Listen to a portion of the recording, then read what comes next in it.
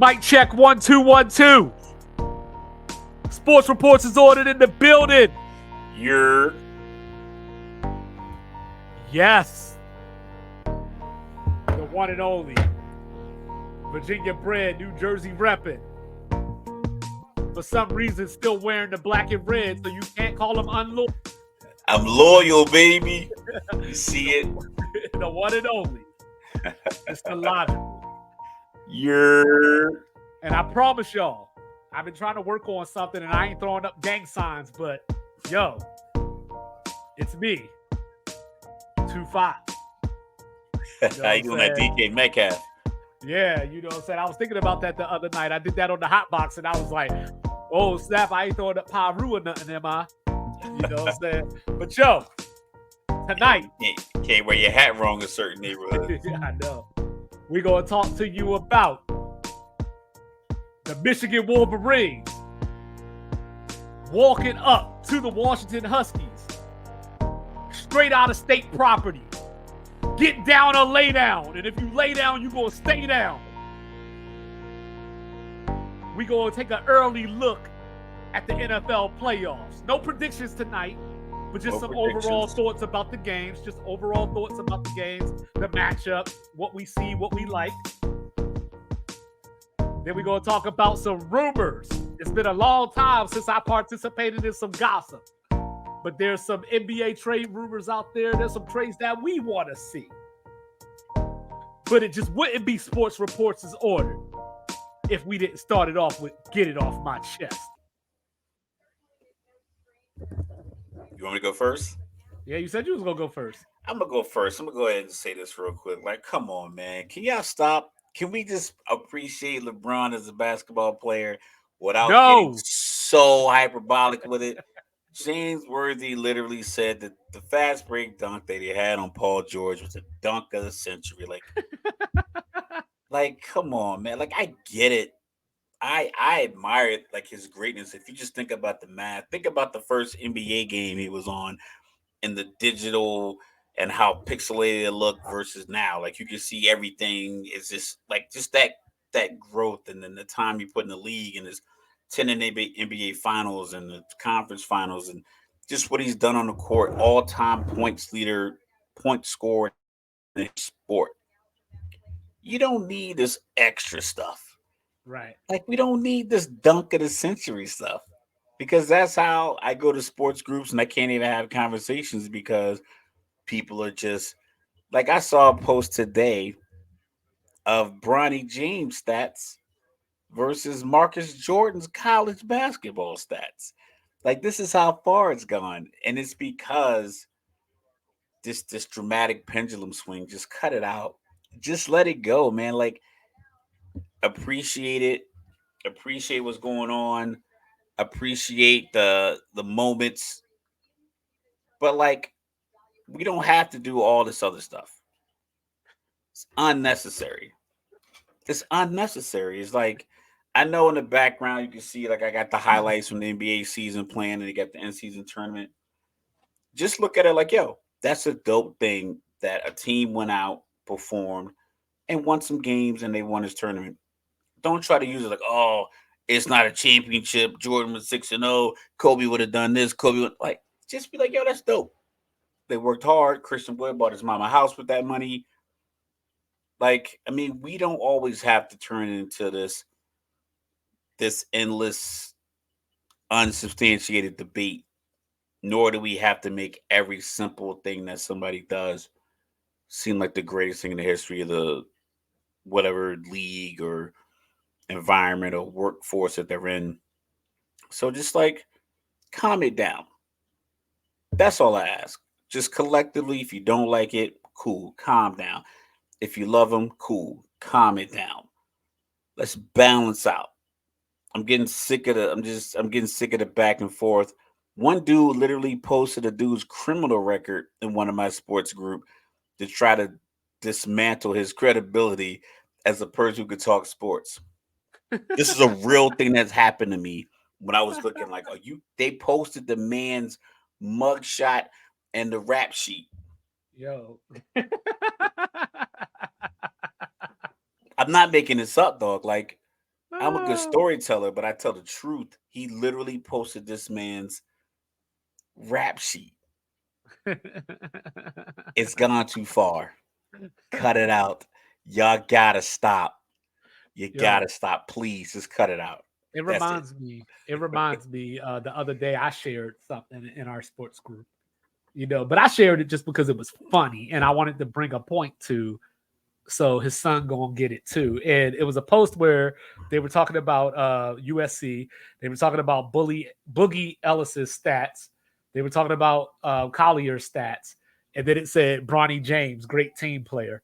And it was like, it was just like, he didn't need to be in the stat at all. Right. It's just like, oh, he gonna get it too, huh? Like, you know what I mean? Like, I don't know if the person that did that, I don't know if they were being negative and just trying to shit on Bronny, or if they were just trying to include him, or what. Just trying to include him, because if you're gonna talk USC basketball, based on how our current media field goes, is like, I gotta talk about these people. I gotta talk about these polarizing figures versus like, I'm making a point about who's scoring the most points and who's contributing the most on the USC basketball team.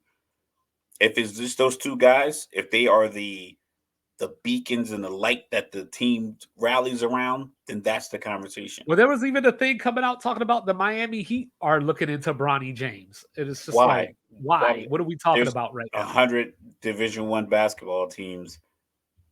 And Division II there are 365 Division I basketball teams.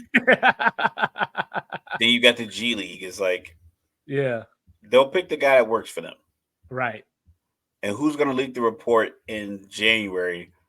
That I'm looking at this freshman from USC. Like, how is it? Yeah, that's averaging like 4 points or something like that. Yeah. I think it's 8. But he's good. He has a great name, great basketball IQ. You can tell he's probably really is a winner and a team player. He don't have a great name. I wish somebody would call me Bronny. Well, he changed it to Bronny. I know. He didn't want people to. It's just a stupid name. He didn't want to trade on the name of LeBron James. It's just a stupid name. Bronny. He wanted to be his own man. Bronny. What do you like, paper towels or some shit? Yo, so, obviously in the intro, I brought up state property. So, movies were on my mind.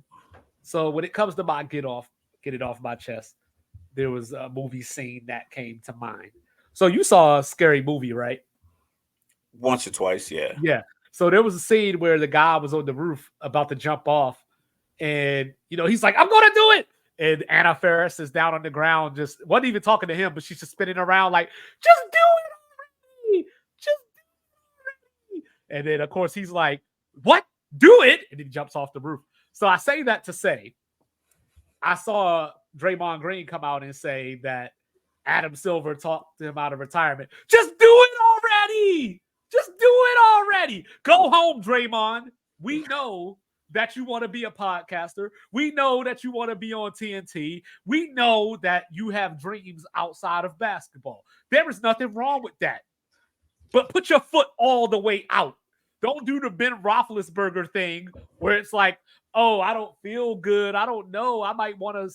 I don't know. I think I'm thinking about retiring. If you're thinking about retiring, you're already retired. Already there, yeah. You're already there. And guess what? Newsflash, the empire is over. The Warriors are not winning a championship this season. And retirement's pretty good, man. We both done it. It's fun, man. We both retired and started our own podcast. So it's like, there's light out the end of the tunnel. At this point, they're going to be lucky to make the play-in. So look, on a serious note, Draymond, you are or were at one point in time the heart and soul of that team. They don't win those championships without you. I know Steph had all the points. I know we had Game 6 Clay, but it was your presence that allowed Steph to freelance on offense. It was your play that kept the other team's best player in check at times. I watched you erase Jokic out of a series once. So I will never take anything away from you. I will never, ever try to say that you aren't a focal point of that championship run. You're a catalyst, yeah, absolutely. But it's over, dog. Go home. You know what I'm saying? Adam Silver, shame on you for talking Draymond out of retirement. We're tired of Draymond. We're done with Draymond. even we had people like Dennis Rodman back in the day who did these kind of things, but they knew how to get in and out.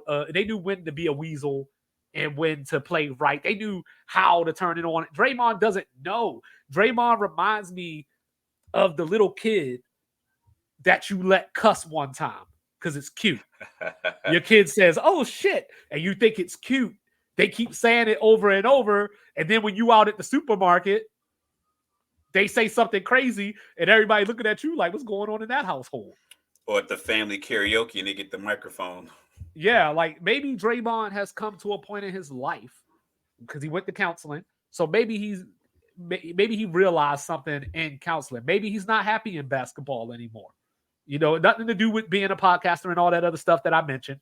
But maybe the passion isn't there no more. Maybe the fact that the Warriors aren't good That's what it is. and they're a His bunch of front behavior's been the runners. same the entire time. It's been the same.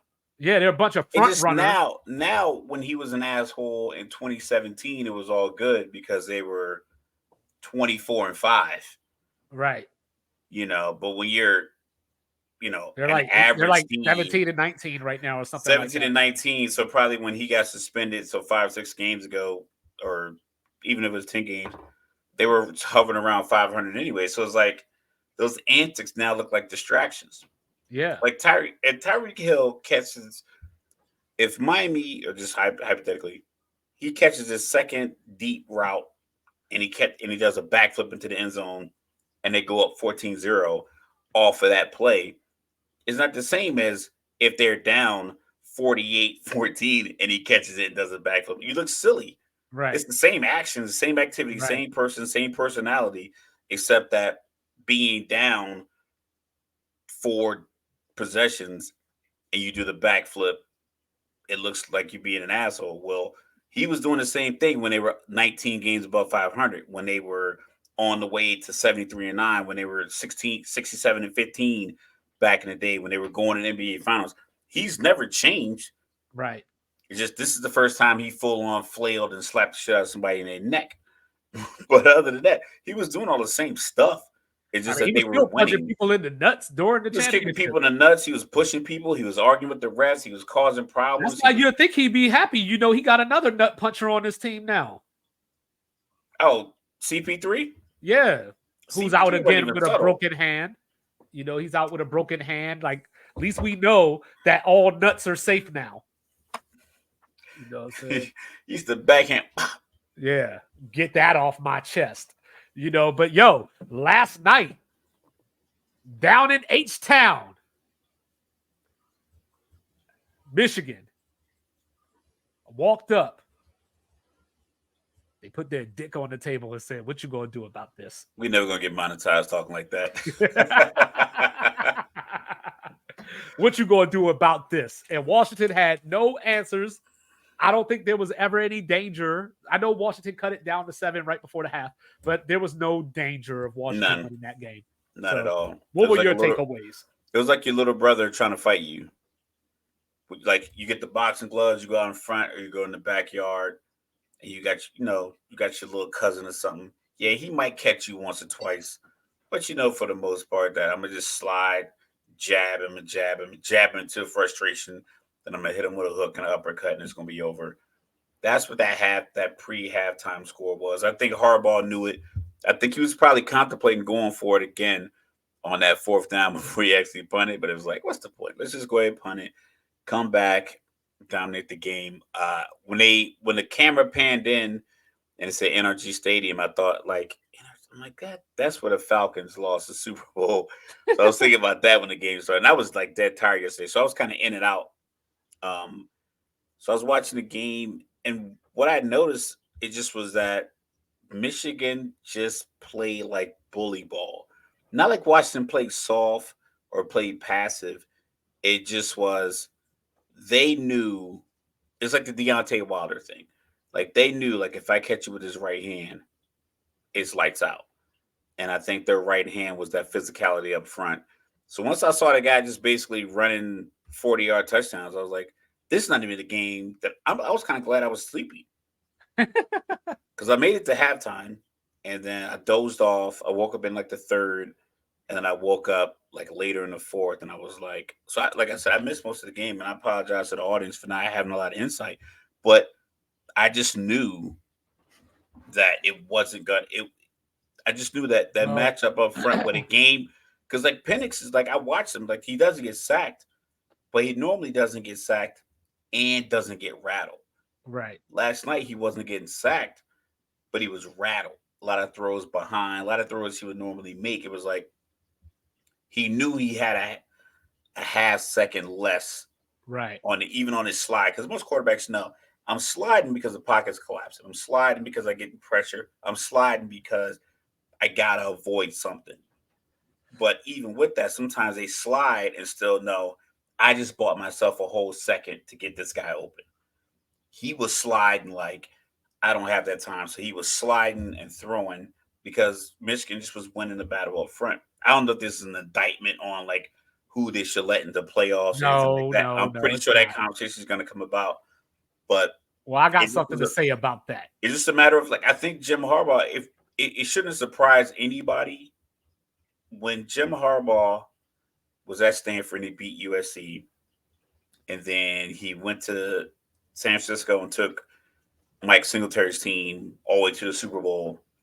He did it with physicality. Colin Kaepernick, Mhm. people might not like him, but if you think about, he was like Colin Kaepernick was like 6'5", 225, 230.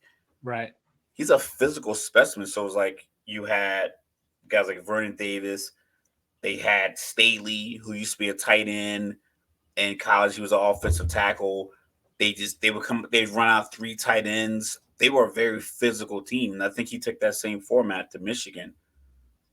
So it didn't surprise me that they won the way they did. What would surprise me if we don't hear a report about an NFL team, because right now there's three openings and probably some guys in shaky Well, there's position. more openings. Don't forget Carolina's open, the Chargers are open, the Raiders are Raiders, open. so that's six. So we'll call Yeah, it six. So three new fires and then three previous fires. right.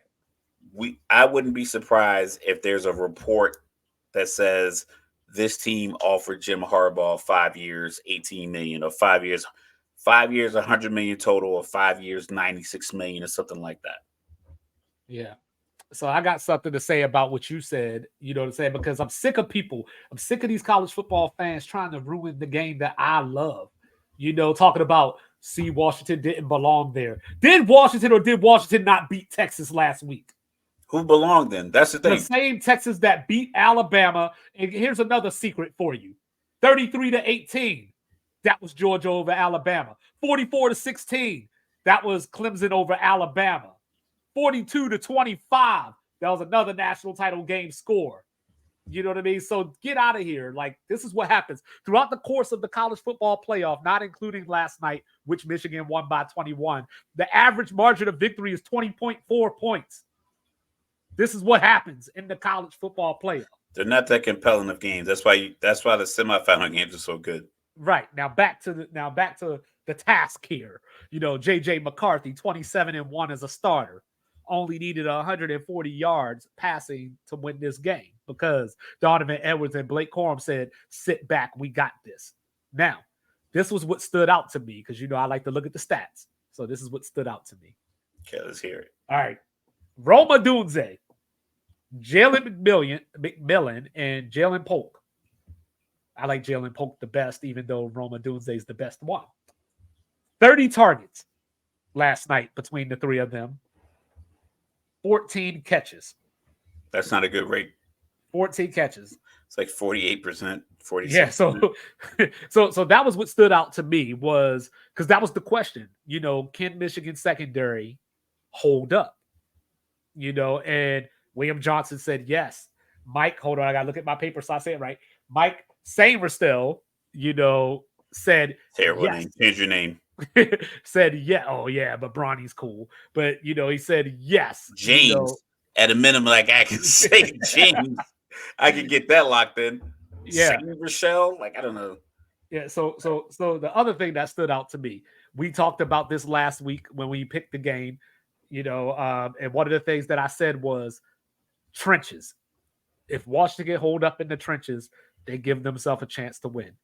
Michigan had 174 rushing yards in the first quarter. For the game. My guy had 100 on 2 carries. For the game. For the game. Michigan had 303 rushing yards. Washington had 301 total yards. And then everybody wants to go crazy for first-round draft pick quarterbacks. Well, every single big-time championship game or big-time playoff game or SEC championship game or conference championship game, every single time, the team that dominates the run stats wins. But yet, every single year, we want to put J.J. McCarthy as your fifth-rated quarterback and put him in the first round. And Corum probably won't get drafted because he's 5'7". You know who didn't win a national title? Bryce Young. But guess who did? Greg McElroy. McCorkle Jones got him one too. McCorkle Jones got a national title. You know what I'm saying? Guess who didn't? CJ Stroud.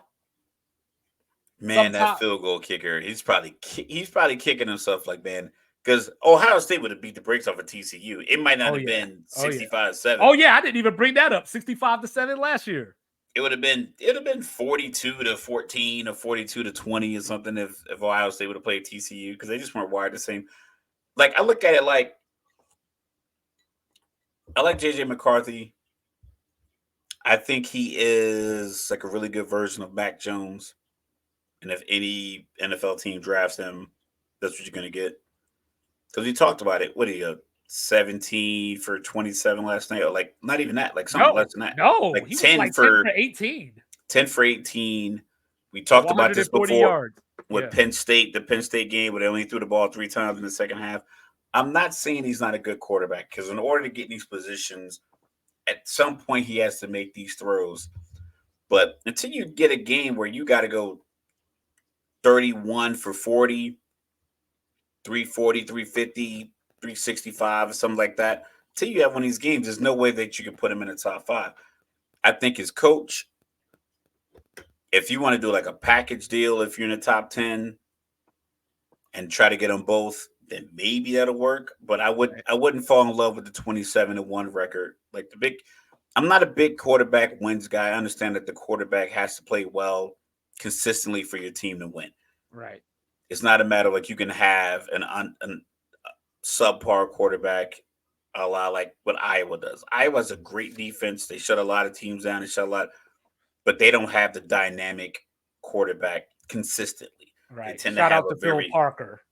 They tend to have a very pedestrian, Midwestern, play action, flat pass kind of quarterback. Not a lot of electric, not a lot of skill, not a lot of flavor. It's actually funny. They came into this year with Cade McNamara as their quarterback, who was the predecessor to J.J. McCarthy.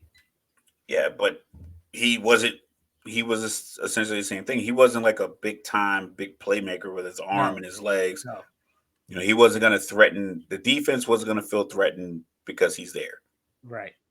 So, but if you look at what Michigan did last night, like I said, I was kind of excited that it was a beatdown because I was tired. And I was dead tired. I got up way earlier than I wanted to. And I was watching the game and I was just thinking, like, after those 2 runs, because you texted me, it was like, I think you said Michigan, and I got on. So I was I had everything set up. But it was right after the first touchdown. Yeah, I was cooking dinner. I was trying to beat the clock. So I was like, I had chopped up the mushrooms and onions, had the pasta and the salmon. You know, I'll be really getting down in the kitchen. I'm not just a podcaster. I mean, I'll be doing other things too. And I was looking at the clock like, I got to get this ready. So by the time I was done with the pasta and the shrimp and the salmon, broccoli in there too, you got to get some greens in there, a little spinach. By the time I sat down, they had already scored. So then by the time I sat down and got settled in, he got his second handoff that went for like 41 yards. And when I saw that, I was like, he bounced around the backfield like Le'Veon Bell. Bounce, picked his hole. And to me, like, okay, that's running back patience. That's just upfront dominance for the offensive line. It's like, you know that this guy just ran a 40-plus yard touchdown on you the last time you had the ball. Right. and he comes right back in the game, and he runs the opposite direction. First one was to the left, bounce, bounce, bounce, out to the left, bounce, bounce, bounce, out to the right. I was like, yeah, they you can't throw your way to victory when another team knows it can beat you up front like that. Right. And, then on top of that, this is the first national championship game with two 101-yard or 100-yard rushers on the same team since Mark Ingram and Trent Richardson. But it just goes to show you how important the trenches are. So Michael Penix, right before halftime, threw the touchdown pass. My takeaway, because now that we do this sports thing, before, you're like, this game is garbage. But now, as the sports guy, you're like, okay, Washington's got a little momentum, and now they got to feel good. They get the ball first to start the second half. Like, okay, we got a game now. And then what happens? Interception on the first play of the second half. Interception on the first play. But even the touchdown drive, everything just looked tough. Like, Washington. It looked like they were literally trying to climb a rock wall. Yeah, they didn't have a they moment. got to the top, but it was exhausting. There was like moments to get in the second half. There were moments where Adunze was open, and like you said, Penix just missed him. Like he might have freaked out. He saw dead people. He was doing. I think it's just a matter of like he just knew he didn't have that. He, like I said, you slide, you bite. Like I normally slide. Like I'm a quarterback. I normally step up in the pocket. My internal clock says I got 1.25 seconds from right now. My slide, look, throw, left-handed. I think he was sliding like I don't have that. I don't know what's going on behind me because it wasn't like a comfortable slide. Like sometimes you watch Tom Brady like manipulate the pocket and like, okay, this guard and this tackle are making good blocks. Let me slide over here and I'll be able to get this pass off. And he did that against Texas. I watched him. He would step up. He would slide. But I think he knew Texas wasn't getting the push up front because Sweat was on an exercise bike for a lot of the game. So he knew when he stepped up, I got some more time because 93 is not across from me.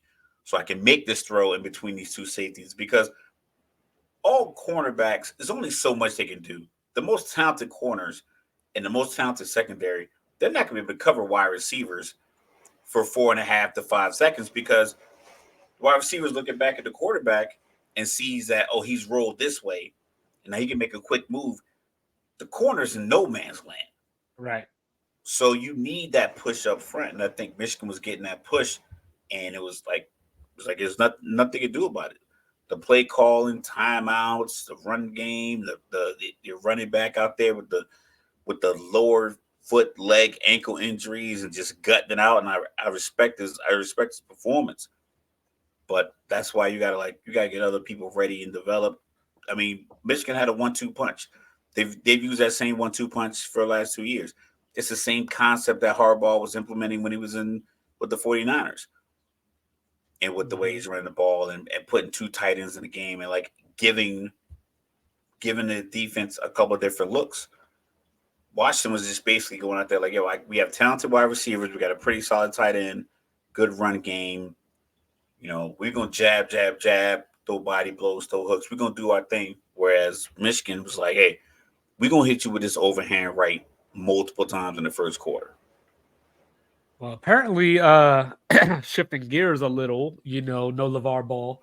There was the whole Michigan's supposedly have a $125 million contract waiting on Harbaugh. And my question was, I think everybody's going to have that waiting on them. Well, my question was like, okay, he went to Michigan, $125 million. If he ain't signed it yet, chances are he may not sign it.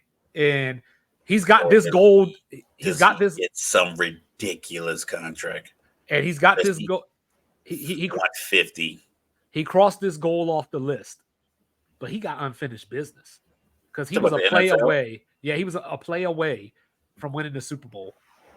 You think a Super Bowl for the 49ers, a team he didn't play for, resonates more than a championship for the not at all. Michigan and Bo Schembechler and his father and college.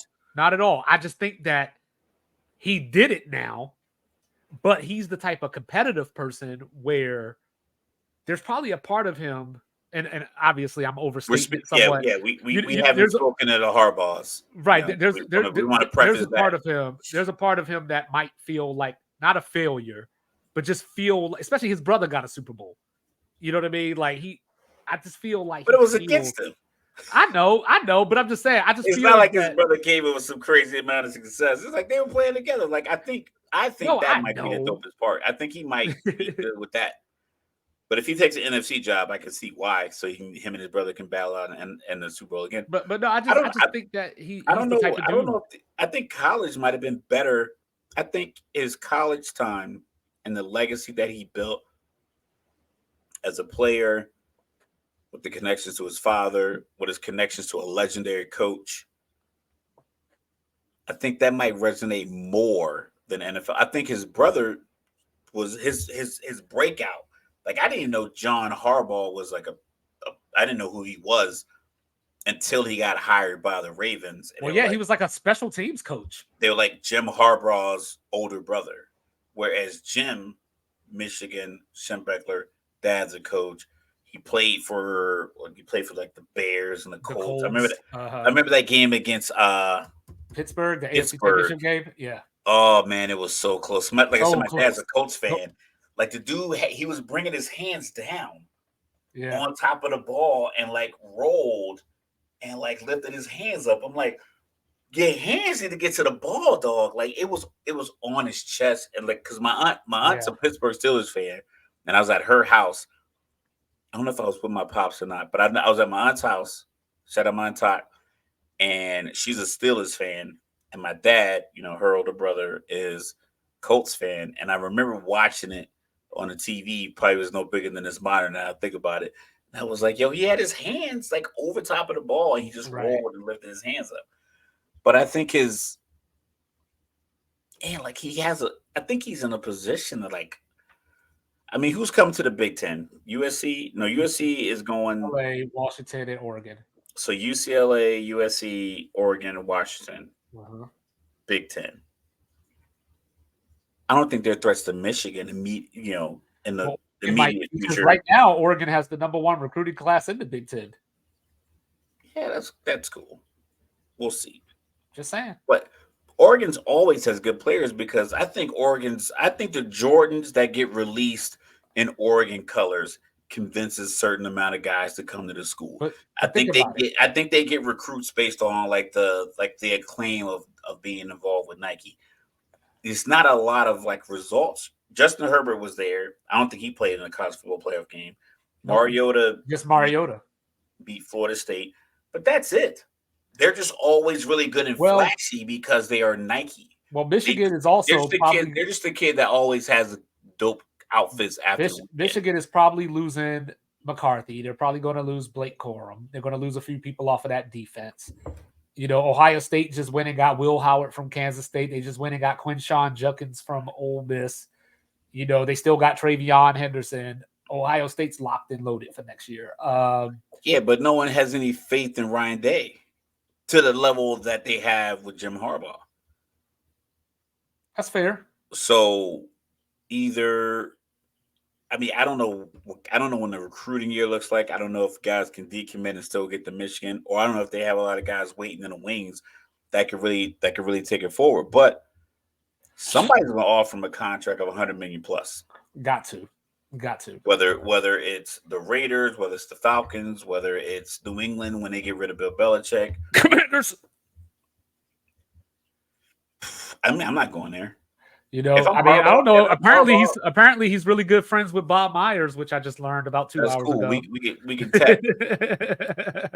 Like you and I are good friends, but I'm not moving to San Antonio, so you and I can live close. It sounds like, from what I've been hearing, it sounds like from this far. From what I've been hearing, it sounds like Belichick is willing to give up his GM duty, so that might keep him around, another year at least, or another 2 years maybe. We'll see. I know he needs to break the record.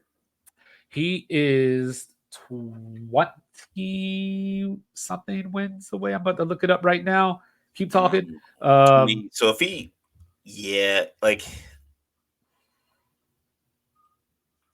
I looked it up the other day too. I'm so mad at myself that I You don't gotta. remember. It would take a serious overhaul to get him. Like honestly, I don't even like other than him personally just wanting it.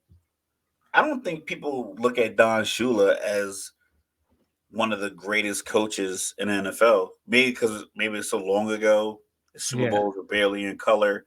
So he's There's actually barely only he's any actually only color in the 15 league. wins away. So in theory, you get a good GM that gets you up to number one and gets you some other like you got to get some. What's that movie with Kevin Costner when he Oh, was like draft day. draft day? You need something like that to happen to where you can like finagle and get Look at us, the got all the top movies together. quarterback and the top wide receiver in one draft, and then you got to hit on like three or four fifth Well, round picks. I don't know. They were a couple of wins. I mean, a couple of games away from winning, like 8 games this year. So if they could go eight Yeah, and nine, if they but could you go eight and can't nine next always year, you're scramble to halfway get there. 24 points. You can't. You gotta put out a roster that says at minimum I'm getting 10 wins. Miami, Buffalo, Kansas City, healthy Cincinnati, Baltimore, San Francisco, Dallas. Philly, Dallas. So we're up to 8. That's about right. About a quarter of the league. Those 8 teams starting up at the beginning of training camp, we're a 10-win team. Pittsburgh. Mike Tomlin.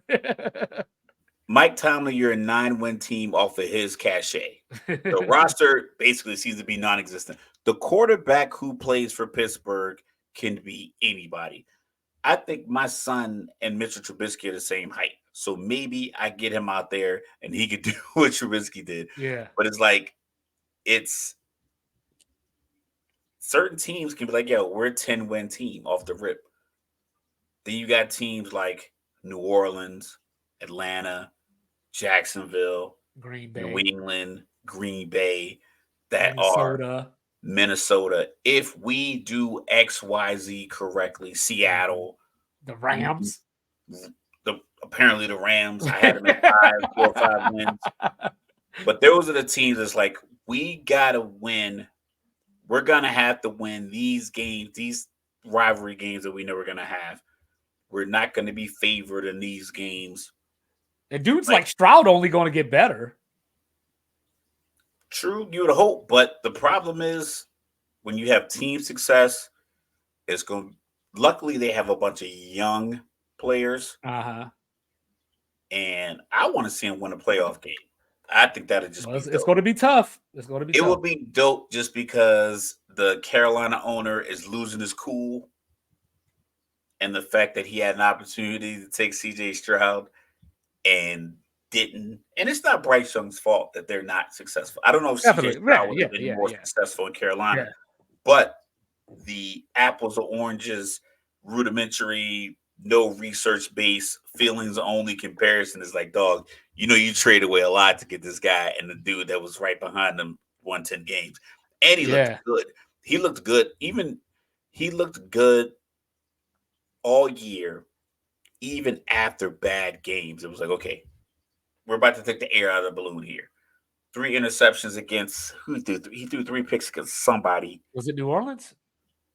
No, it was later than that. Because I know New Orleans was when he threw the first pick.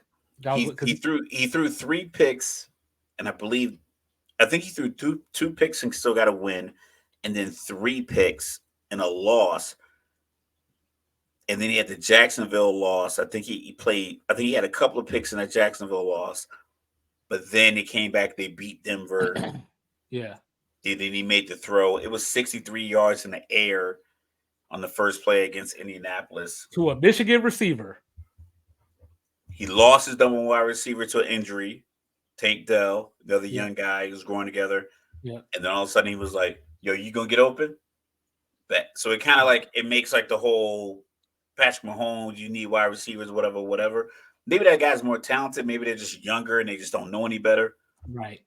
Yeah. So Like the good I like news I like I is like them. I like them in the playoffs. I think I would. so I want them to do well. I want the them to good do well because I think that'd the, be a good entertainment the story. good news is the Cleveland Browns know that they can win on that field. The bad news is CJ Stroud didn't play that game. So that was the game he missed, one of the games he missed with the concussion. Concussion, So he got rocked. Yeah, yeah, so Davis Mills got the start in that game and still put up 22 on Cleveland. Davis Mills. Yeah. And He had them you know, serpent neck. he got those was ain't that like a cereal thing? Like oh, that's General Mills. Yeah, But but yeah, so Flacco's coming in there, and it's so hilarious. I love listening to how people talk about different quarterbacks because like people are like Joe Flacco, he's putting the Browns on his back, he's doing this, he's doing that, he looks great, and he looked like and I'm like, he still threw 8 interceptions, even though he only played like 5 or 6 games. he threw more touchdowns than Kenny Pickett though. He did throw more touchdowns than Kenny Pickett. 13 touchdowns, 8 interceptions. But so obviously, the last couple of weeks he's been playing without. He didn't play this past week, but Amari Cooper has been out as well. In that game against Houston was when Amari Cooper went for 265 and broke the Browns record. So, we know that Amari Cooper feels comfortable against that secondary, provided that he comes back this weekend. So I think Houston can win the game. I just don't know if they will. I mean, I figure it's at home. I believe the the men in the locker room believe in each other. Uh-huh. That goes from the coaches to the players, and their play has like resonated that tone. Because sometimes it's a matter of we're going to talk about Philly, and I don't want to jump the gun, but Philly won 11 games. So Philly won 11 games, Right. and there's people talking about them losing their first playoff game because from what we can tell through press conferences, through on-field performance, they're not they're not operating like a team that won 11 games. Right. Whereas the Texans went 10-7, and most of people probably had them. Best case scenario, people probably had them 5-12. And I wasn't thinking about talent. I just was thinking about you have a rookie quarterback, rookie head coach. That combination with the team that essentially earned the number 2 pick, like they were in the position to be the number 1 pick. Well, So them coming around with you just get a new coach, new young quarterback. You're not supposed to win 10 games. the problem with Philly though is that they started 10-1 and finished 1-5. You know what I mean? And one of those 5 was Arizona. Another one of those 5s was the Giants. Yeah, but So they still got the 10 wins. I mean, they got the 10 out of the first 11 games. So it's like I think as a collective inside that locker room, it should have been a part when they got to 10-1. uh-huh. And then it was a scramble, and it was probably like I think they went 10-2, probably 10-3. And then they went 11-3 and they lost the last 2, 11-4. I know they lost to Arizona. They lost to the Giants. They beat Buffalo. So they beat Buffalo Buffalo somewhere in that middle. So you beat Buffalo, a team that was on their grind. So I think that was like 11. So I think they might have been like 10. They were like 10-2, maybe 10-2, maybe 11-2 after that game. I could be wrong, but somewhere in that range. That should have been their point. We're like, yo, all right, everyone get in here, man up, throw your feelings in the middle. Let's hash it out.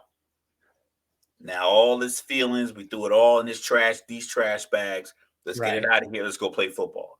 Right. I don't know if they did that. And I think Houston probably had a moment where it was like, yo, yeah, we had a bad game today. Take tomorrow off. I'll see y'all Tuesday for film, and we'll do walkthroughs Wednesday. And people were like, all right, bet. And guys went home. They dealt with whatever loss happened on Sunday. They took Monday off to relax, and they came back on Tuesday ready to go. Whereas in Philly, it doesn't seem as if guys are taking that Monday off to be introspective. Like, you know what? Maybe it's on me. Maybe Buffalo did that when they were 6-6. Guys went home and said, you know what? What can I do to get better? Sean No, they McDermott, did. what They can I do to brought get better? 9/11. That's what they did.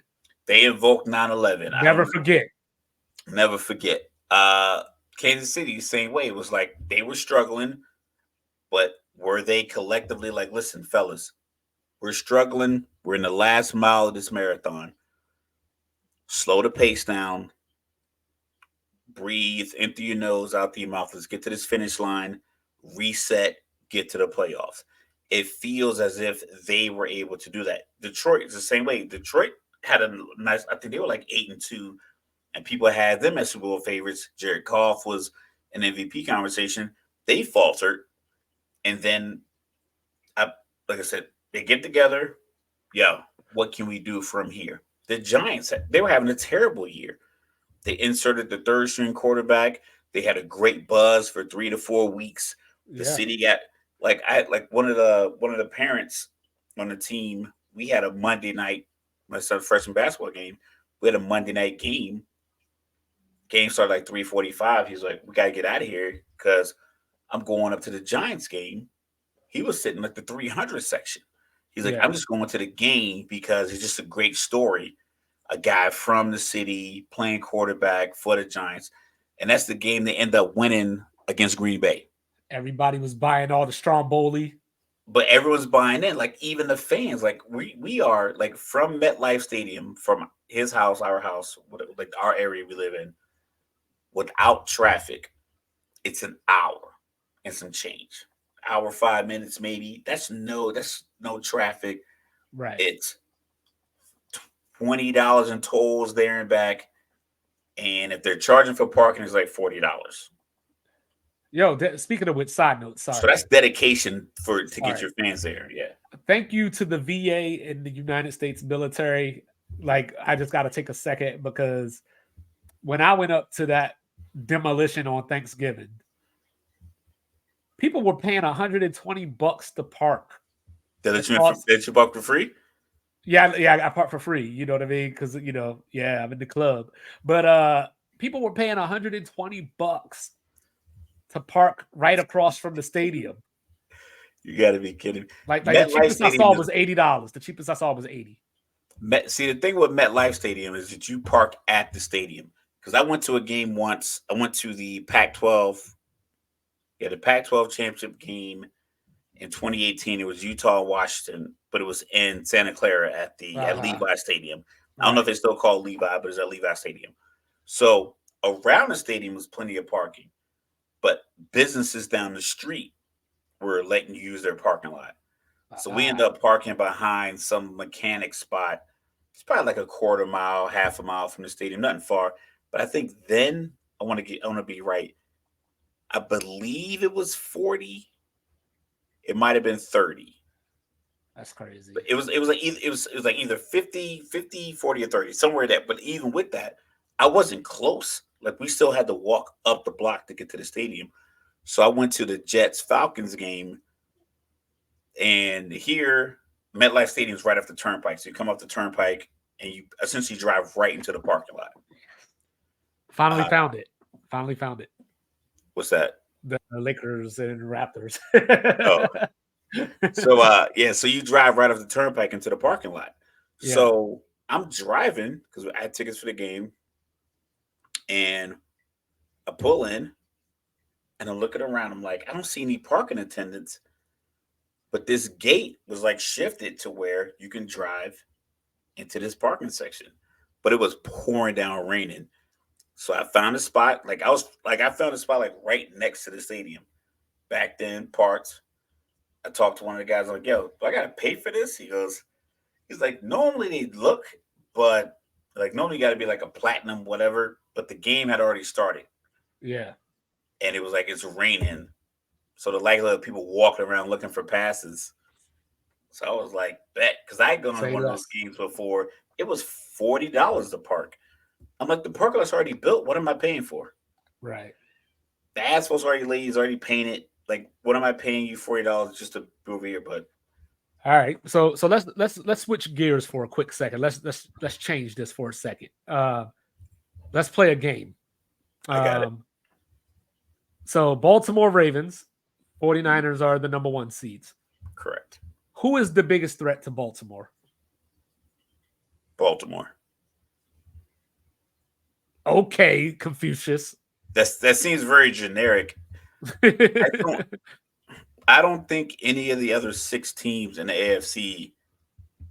I don't think any of them do anything that Baltimore isn't prepared to beat. Because I don't think if we just went down, okay, if you look at Pittsburgh,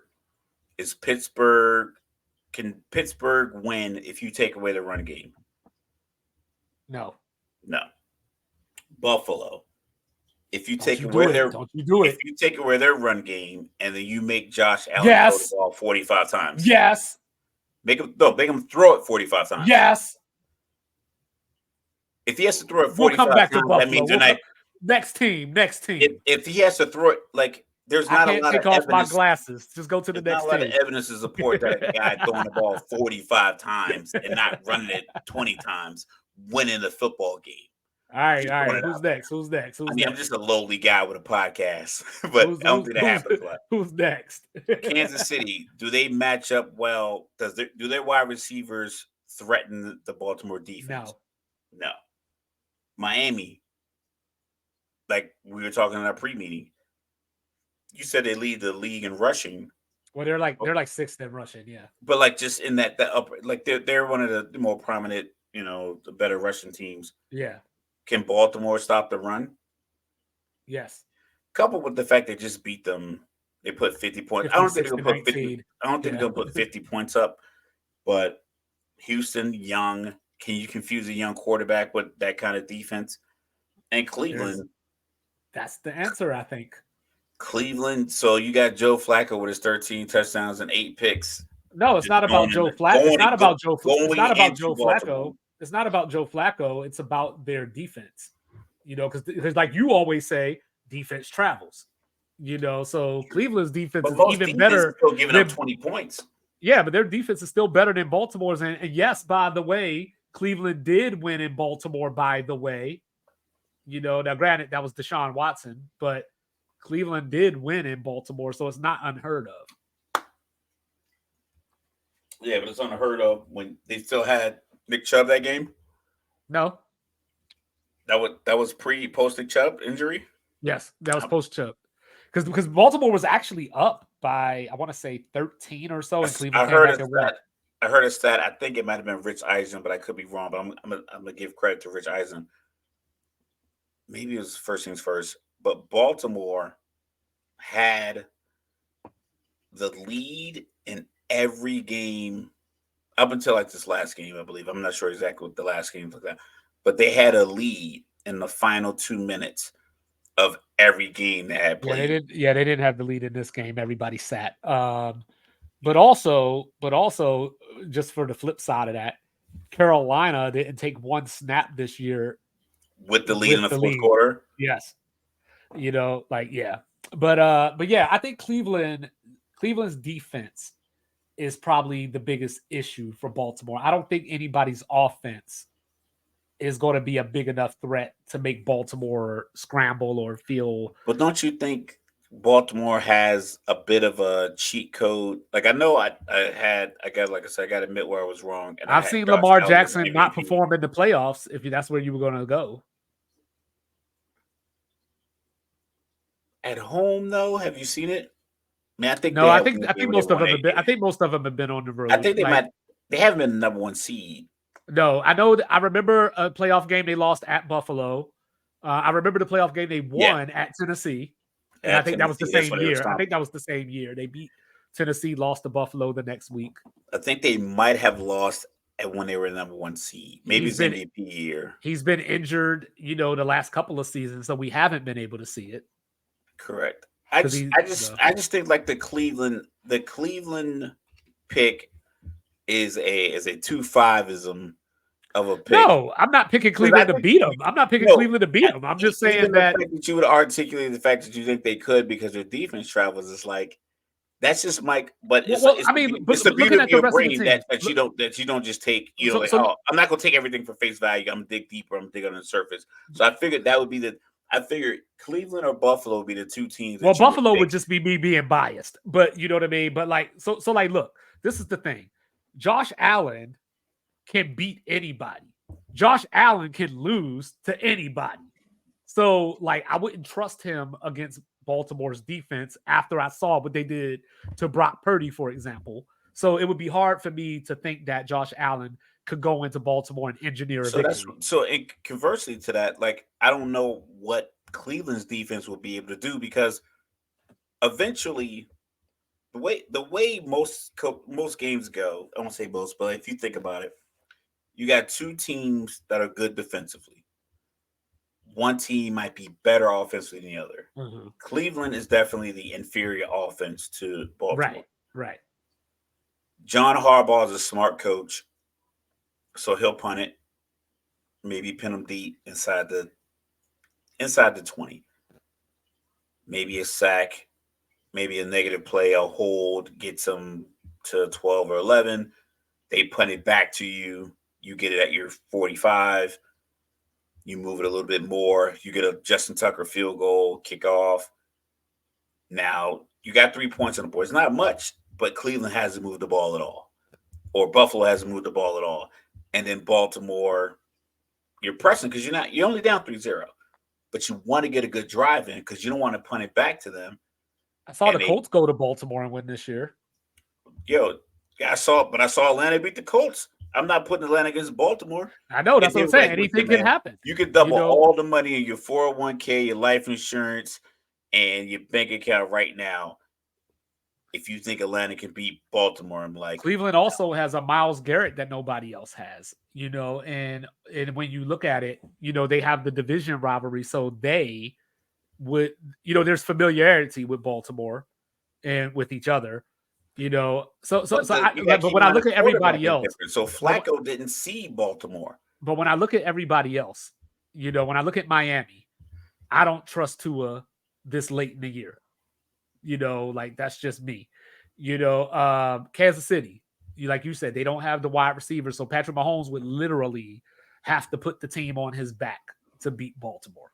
Yeah, And there's nothing about Kansas City's wide receiver core that will make Baltimore do anything right, I to don't see CJ gamble. Stroud as a rookie going into Baltimore and winning. I don't think their run game is consistent enough to keep Baltimore's defense honest.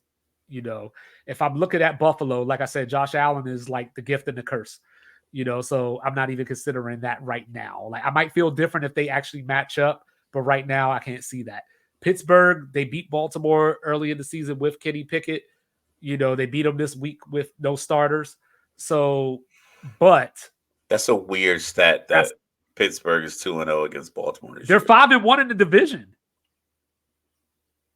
Doesn't make any sense. The division, Don't believe it. everybody's above 500. Pittsburgh went 5-1. Turn the recording off and explain to me how that's a fact. That makes no sense to me. you know, Pittsburgh's 5-1 in the division. yes, their only loss was to Cleveland. Why the hell do I ever pick against Mike Tomlin? They wanted to fire him 4 weeks ago, by the way. I know. And then, They so wanted then, him who does fired. that leave? Is that everybody, or did I miss a team? I think that's everybody. That's So everybody. yeah. So Cleveland. When I add it all up, the best unit left on the teams that are not Baltimore is Cleveland's defense. That's the best unit left. But Unless but if you you think want to about it, say Miami's offense.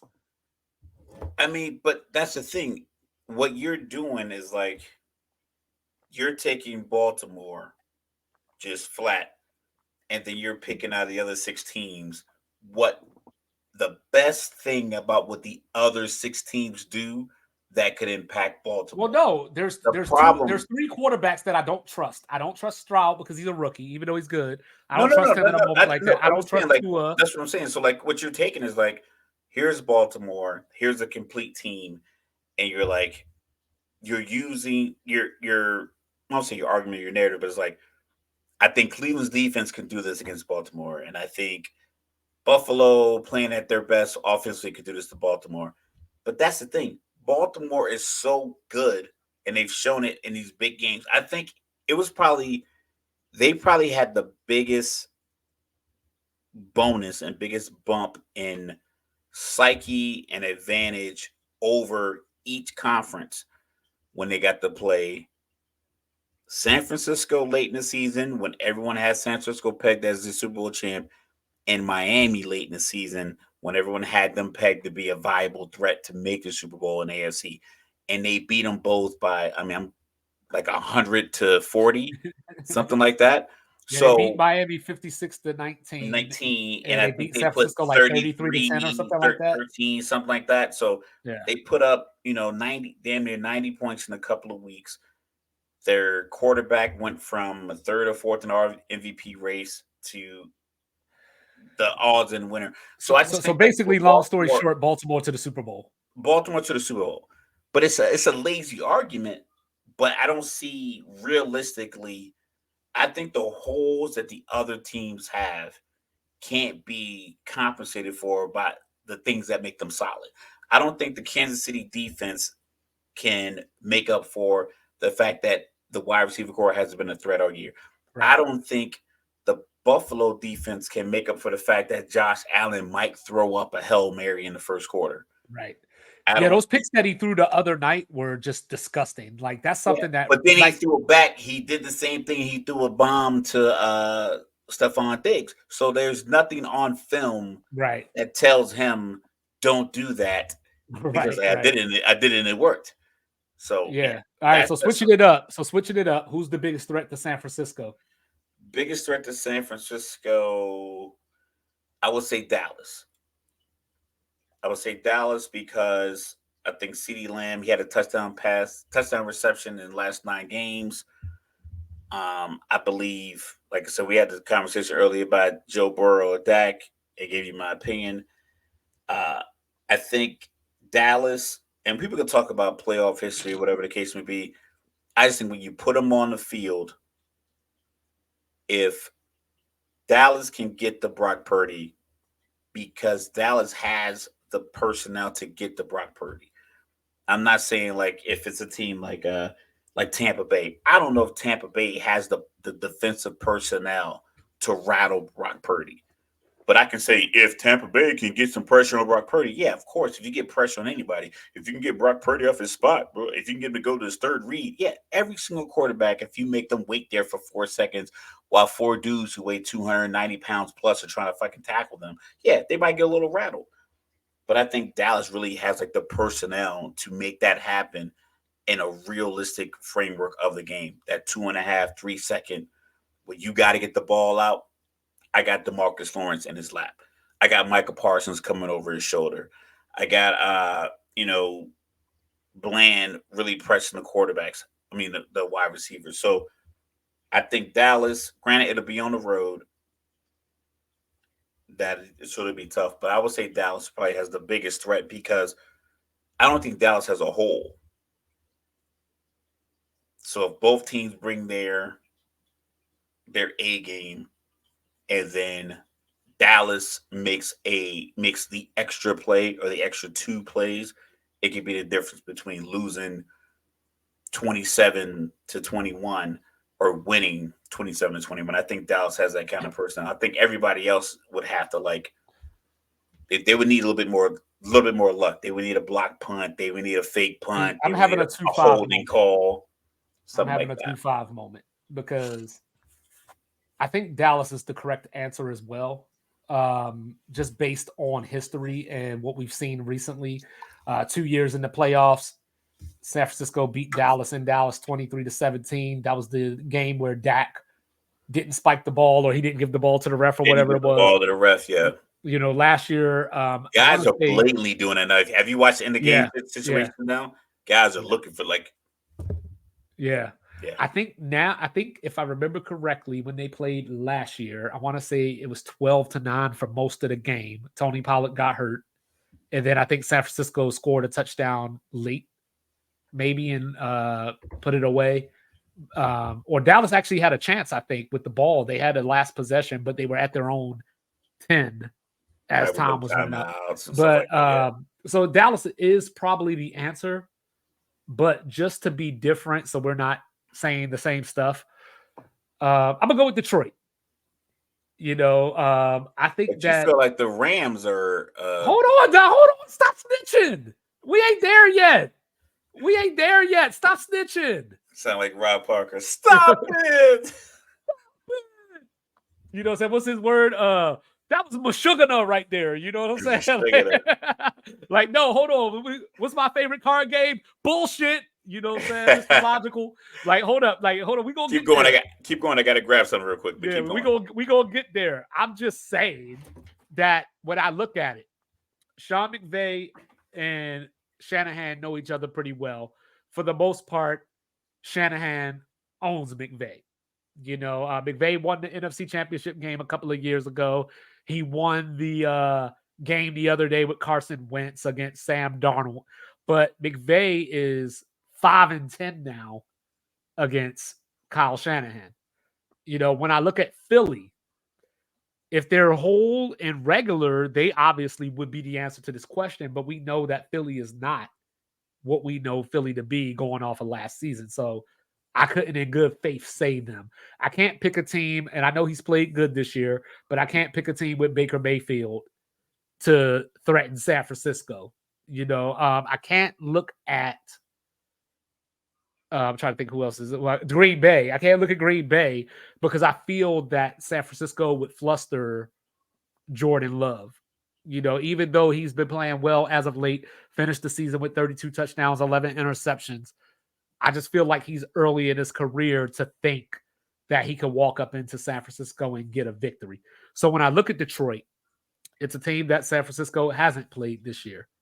It's a team that there used to be this thing, I was watching wrestling back in the day, and before I knew it was like fake and all that stuff, you would have the dude like Shawn Michaels fighting against the Undertaker or something, clearly outmatched, and the announcer would say something like, he's got more brains and heart than he's got more heart than he got brains. He's just going to keep going at it. He's so resilient. That's how I feel about Detroit. Dan Campbell doesn't know he should fear San Francisco. You know what I mean? He doesn't know that San Francisco is the big bully on the block because he bites kneecaps. He has Jared Goff, who has played against San Francisco and had success. He has the ultimate weapon, in my opinion, Jahmyr Gibbs. So going back to the Cleveland thing, Cleveland has the best defense, or whatever. Like, I think Detroit has the best weapon to where if they were to play against San Francisco, they have the X factor that could make San Francisco sweat some. When I look at San Francisco, the only question that I have about San Francisco is the same question that I had last year. Can Brock Purdy do this? Like, he's obviously a good quarterback. He's obviously proven himself over the course of a season. Playoffs are just a little bit different, and we talked about it last year when he played, that's when we first started our show. They were playing against Seattle, and I think it was you. A 1 year anniversary pretty soon, right? Yeah, the 27th. The 27th, yeah. You said that Brock Purdy was winning these games, but he didn't go nowhere. Like, it was all in California. Everything was in Cali. Yeah, they played the Raiders. They were in the Western. They were in the Western time zone. Yeah. So the good news is they have home field advantage. And they'll stay out west. So they're gonna stay out west. Super Bowl's in Vegas. I know that Christian McCaffrey has the calf strain, so he'll have some time to rest up. But what if a team is effective in slowing him down? Can Brock Purdy make the throw, game on the line? Okay. I'm listening. I want to check something to kind of support that argument. Or can he be JJ McCarthy and just make, as they said in the hot box, make the throws when it matters, like Shaq hitting the free throws when it counts, even though they all count.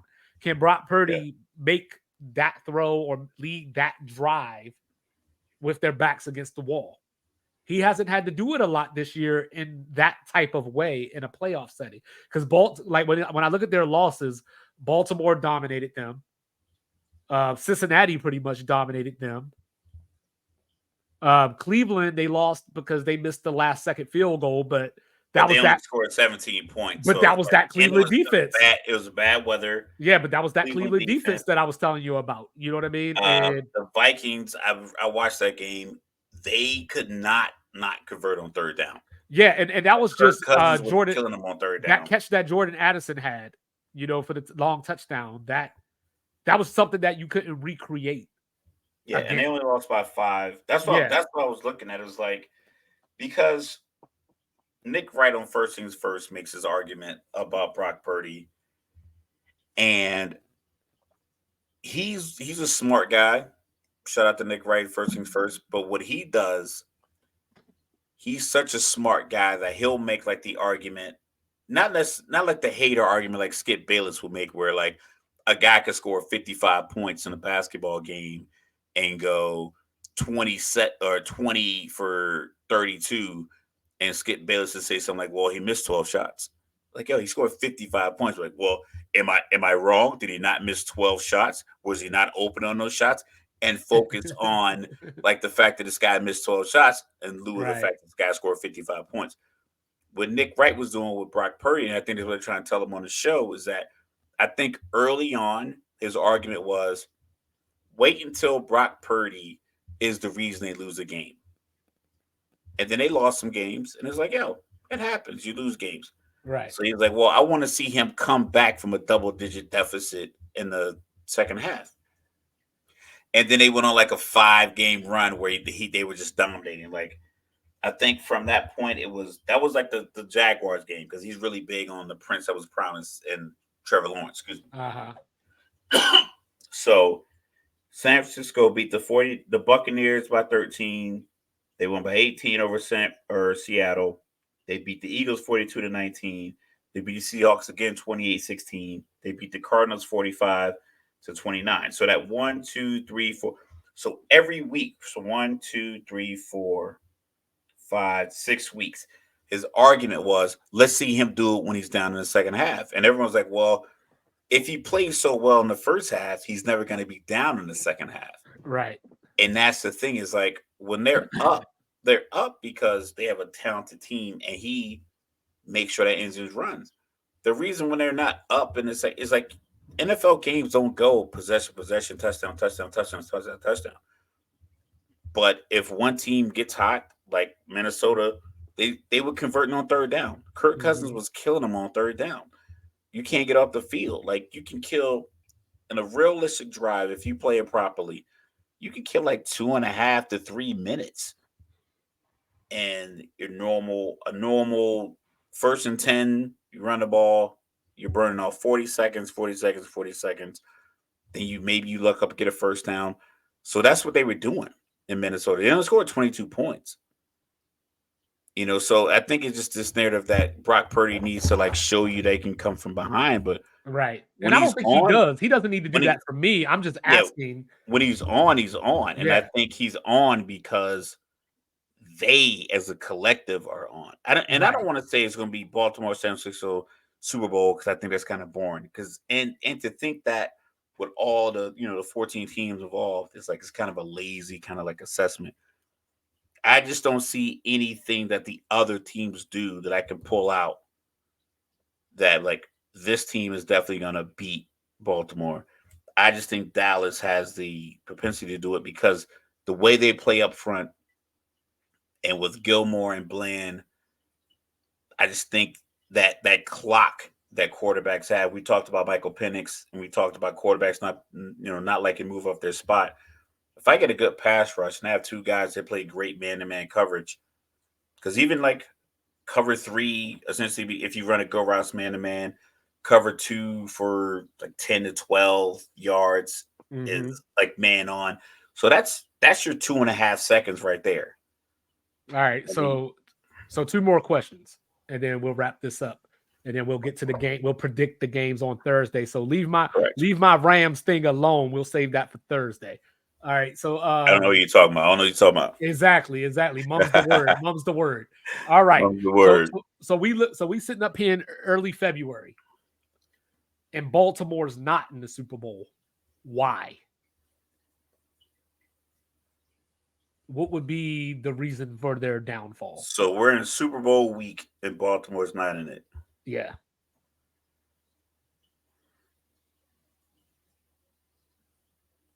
And don't I mean it can't be nothing like yo Lamar got hurt. No, Like no, it can't be yeah. nothing. I'm gonna say Kadarius Toney got a punt return, and he was open on a lot of third downs, and Kansas City just kept the ball. Okay. Because it has to be something like that. I want to say Buffalo, but Stephon Diggs hasn't. I think he's averaged like 40 yards a game. He had 87 the other night. He had But he 87 didn't on have a night, touchdown. But he didn't have a touchdown. but I don't think he had more than 50, 55 yards for the previous four Yeah, it was games for something that win like total. 39 and a half yards or 39 something. that like 39.4 Yeah. or something crazy Something like like that. And that. it's Yeah. like so. Yeah. So It yeah. had to be something like that, like one of these games where you get either Miami beats Kansas City and they just figure out a way, taking their game plan they had where they just lost and scrapping it and doing whatever worked, because it was close. It was like 14-13, Mm-hmm. right? So Mm-hmm. just multiplying, extrapolating whatever worked to get them to that point and sticking to that. But other than that, man, it would have to be Baltimore mistakes. For me, I think it's like if, and of course the big if, right? Yeah, if it was the fifth, we all be drunk. Yeah, Right, exactly. If you could somehow channel Buffalo from Arrowhead, the overtime game, if you could versus channel that, Buffalo versus Baltimore a couple years ago. yeah, if you could channel Josh Allen playing against, I don't know, I'm trying to think of the Raiders versus playing against the Ravens, then he's good enough, I think, to send Baltimore home. If But he I looks just can't across trust the it. field and in his mind, you can convince him that those are red Kansas City Chiefs jerseys and not black or purple, whatever they're going to wear at home, Baltimore Ravens, because he plays top notch football versus the Chiefs. He plays great against Miami. You got to convince him, like, yo, dog, this is just like playing against the Chiefs at And Arrowhead. the But other thing, if he thinks that is Baltimore, because they're gonna send people from everywhere at him on different the, plays. the other thing that came to mind, and this is such a 2-5 sentence because nobody would Let's ever hear it. Let's nobody would hear it. ever think or I'm say waiting this. on it. Let's go. A team might have to force Odell Beckham to beat him. Because stop him, because obviously the key is stopping. That is so you to Well, make I me mean, think about something like this, well, because I'm thinking like, well, obviously you would think the key is we got to slow Baltimore's run game down. Don't know if you can fully stop it because Lamar's element of the run game. So you got to slow down Baltimore's run game. Now, you don't want Zay Flowers to get loose. Crossing routes, slants, he can take it to the house on you. So you're going to do, I would think you're going to do something to try to limit him in the passing game, him being your focus. yeah, So does Odell have vintage Odell inside of him? I think it might be some routes they know that they can run with him. Yeah. And I mean, he's had good games this year. I'm not trying to make it sound like he Yeah, hasn't had good games this year, he was but very polarizing for like 2 years. All people yeah, talked about was him, but and but it seemed he like but this he year they didn't have haven't. that. He doesn't have any catches that stand out this year besides the one on Thursday Night Football. I just can he be the reliable receiver? That depends on how many times you go to that well, Right. because Zay Flowers, they'll get him the ball on jet sweeps. They'll Right. get That's it what to I'm him on saying. touch Yeah. passes. They'll get it to him. They'll go shotgun pro formation with two, like with a running back to Lamar's right and then Zay Flowers to his left, and just give him the ball in space and just have him on a Right. linebacker for it's 3rd and 8, because he's that dynamic. But I think if he gets off, then Odell in the post route, because of his footwork Right. and the way he can run routes. They'll bury you. If you go zero coverage and you man him up on a safety or something crazy like that, or you go cover one and he can get to the corner, just he's too dynamic in space to All just right. do that. And I That think, makes yeah, I think that's the piece because his hands are always reliable. He's not a drop pass guy. He's not like I said, MVS. If I'm a defensive coordinator, I'm perfectly good with whatever corner I have matched up with him 1-on-1. even if it's But Eli Apple, I don't even care.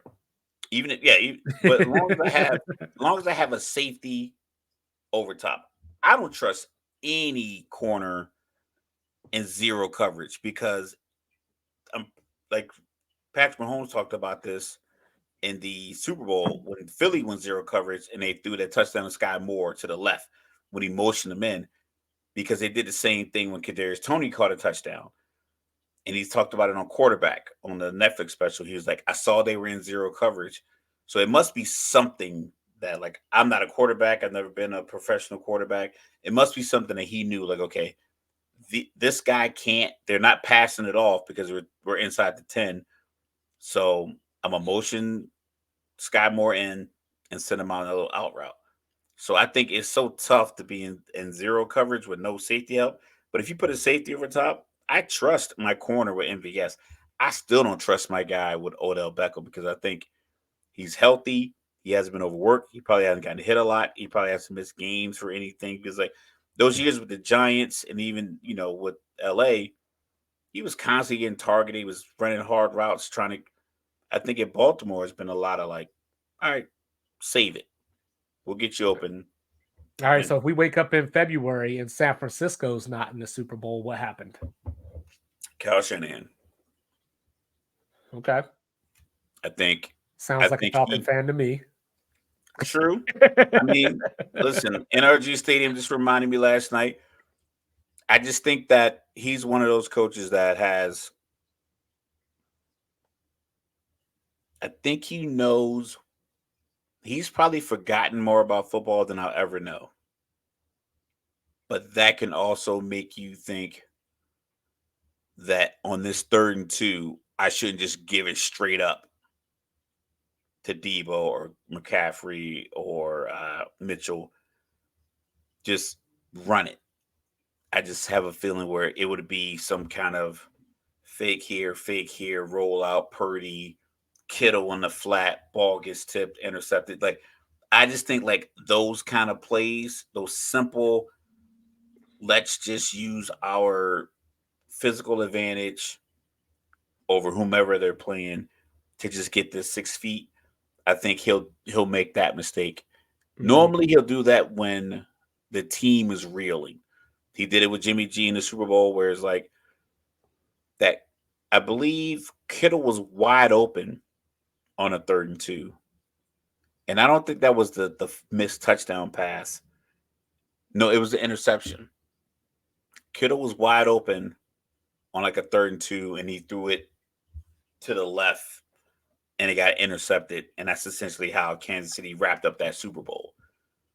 In my mind, I'm like, you killed them with the run all the whole first half. I think there was somewhere near 200 yards rushing, like it was like 160 yards rushing in the first half, at least the first 3 quarters.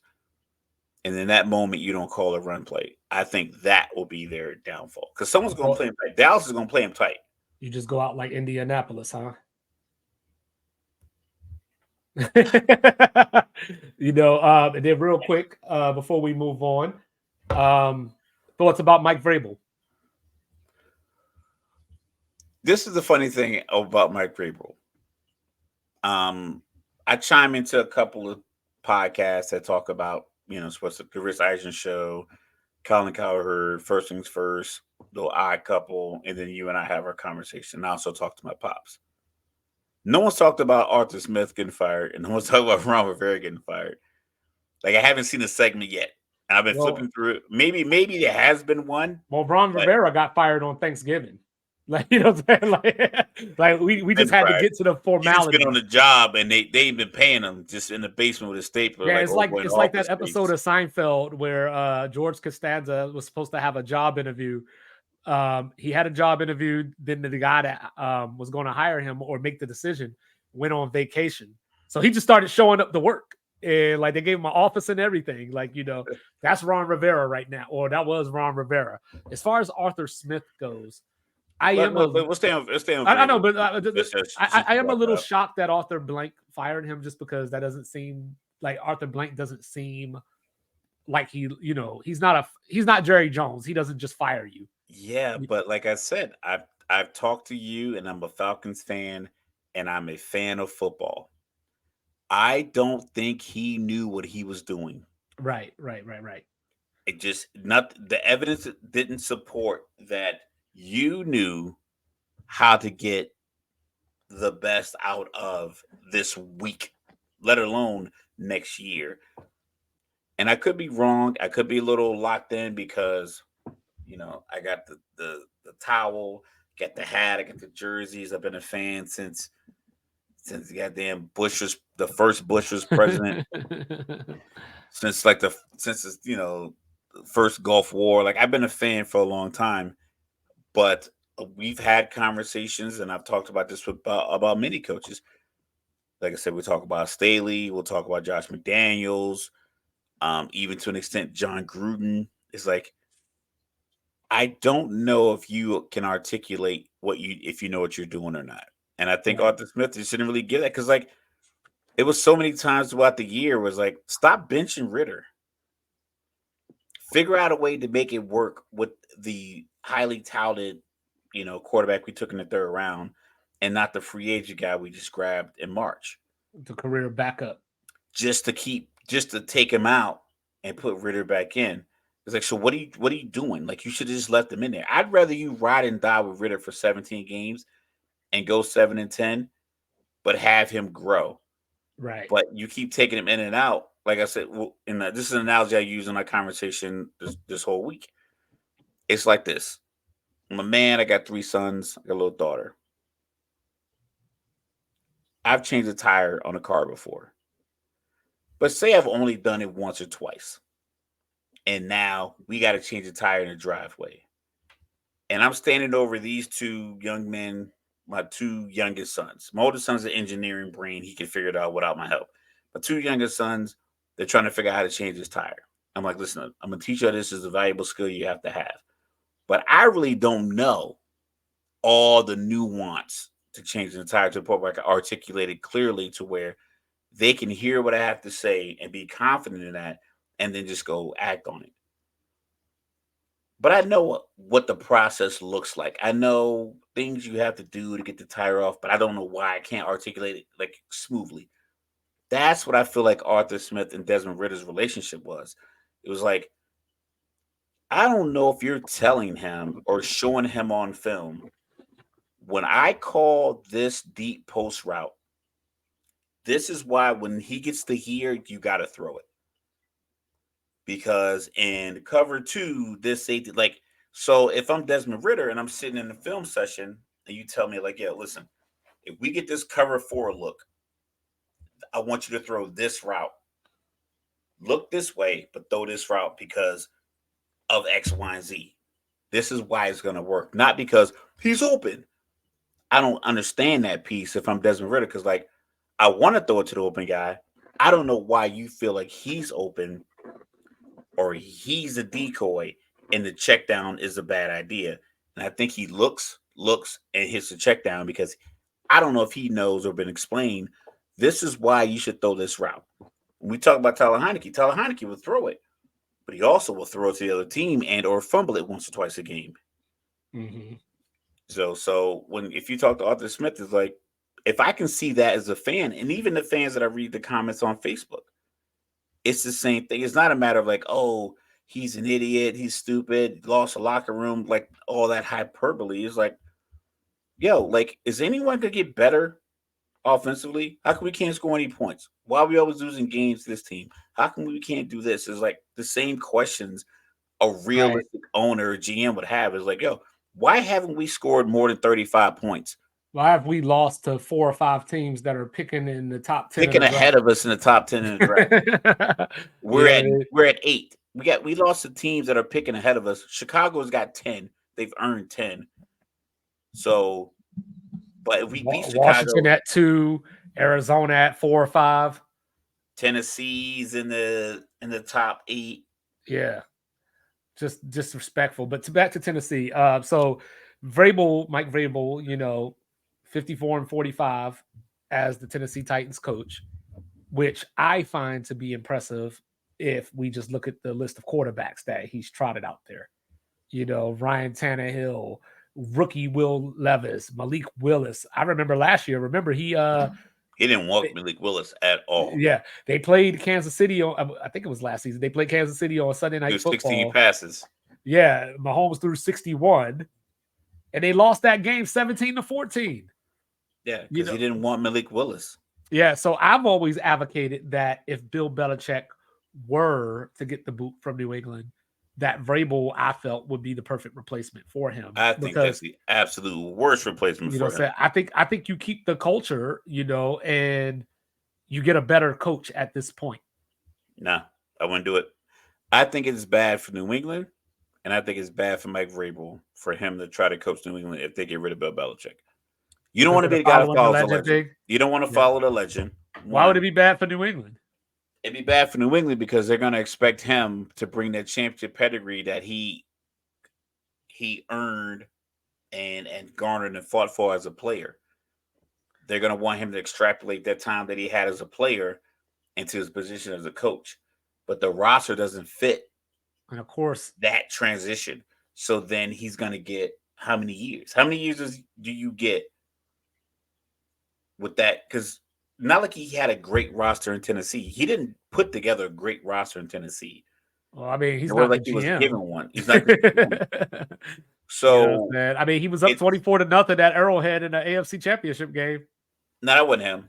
Houston was up 24. Oh no, that was the year before. I mean, that was Deshaun Watson. That was Deshaun Watson. The week after. That was the week Houston after. Was up 10. They were up like that's 10 what it 13. was. That's what it was. Yeah. So, like, that's what I'm saying. So you're gonna, because everyone's trying to attach a branch to Bill Belichick's coaching tree and put Vrabel's name on it, and it was like, yo, he's not in his coaching tree. He's a former player. It's the same thing. Right. Like Teddy Bruschi having a job. Right. If I was Vrabel, I'm going to Las Vegas. I'm going to Los Angeles. That's it. Those are only two jobs I'm even looking at if you want to be a head coach. Because I'm not going to Atlanta. I mean, they have talent there. But it's just something about, I mean, maybe Atlanta. I would say Atlanta's third. If I had to pick three, your dream sheet, I go Chargers, Raiders, Atlanta. The Raiders would be second because I believe the players really want Antonio Pierce. But Vrabel being a former player, I think he could bring that same kind of former player, head coach energy to the locker room. Whereas you have guys like Brandon Staley couldn't.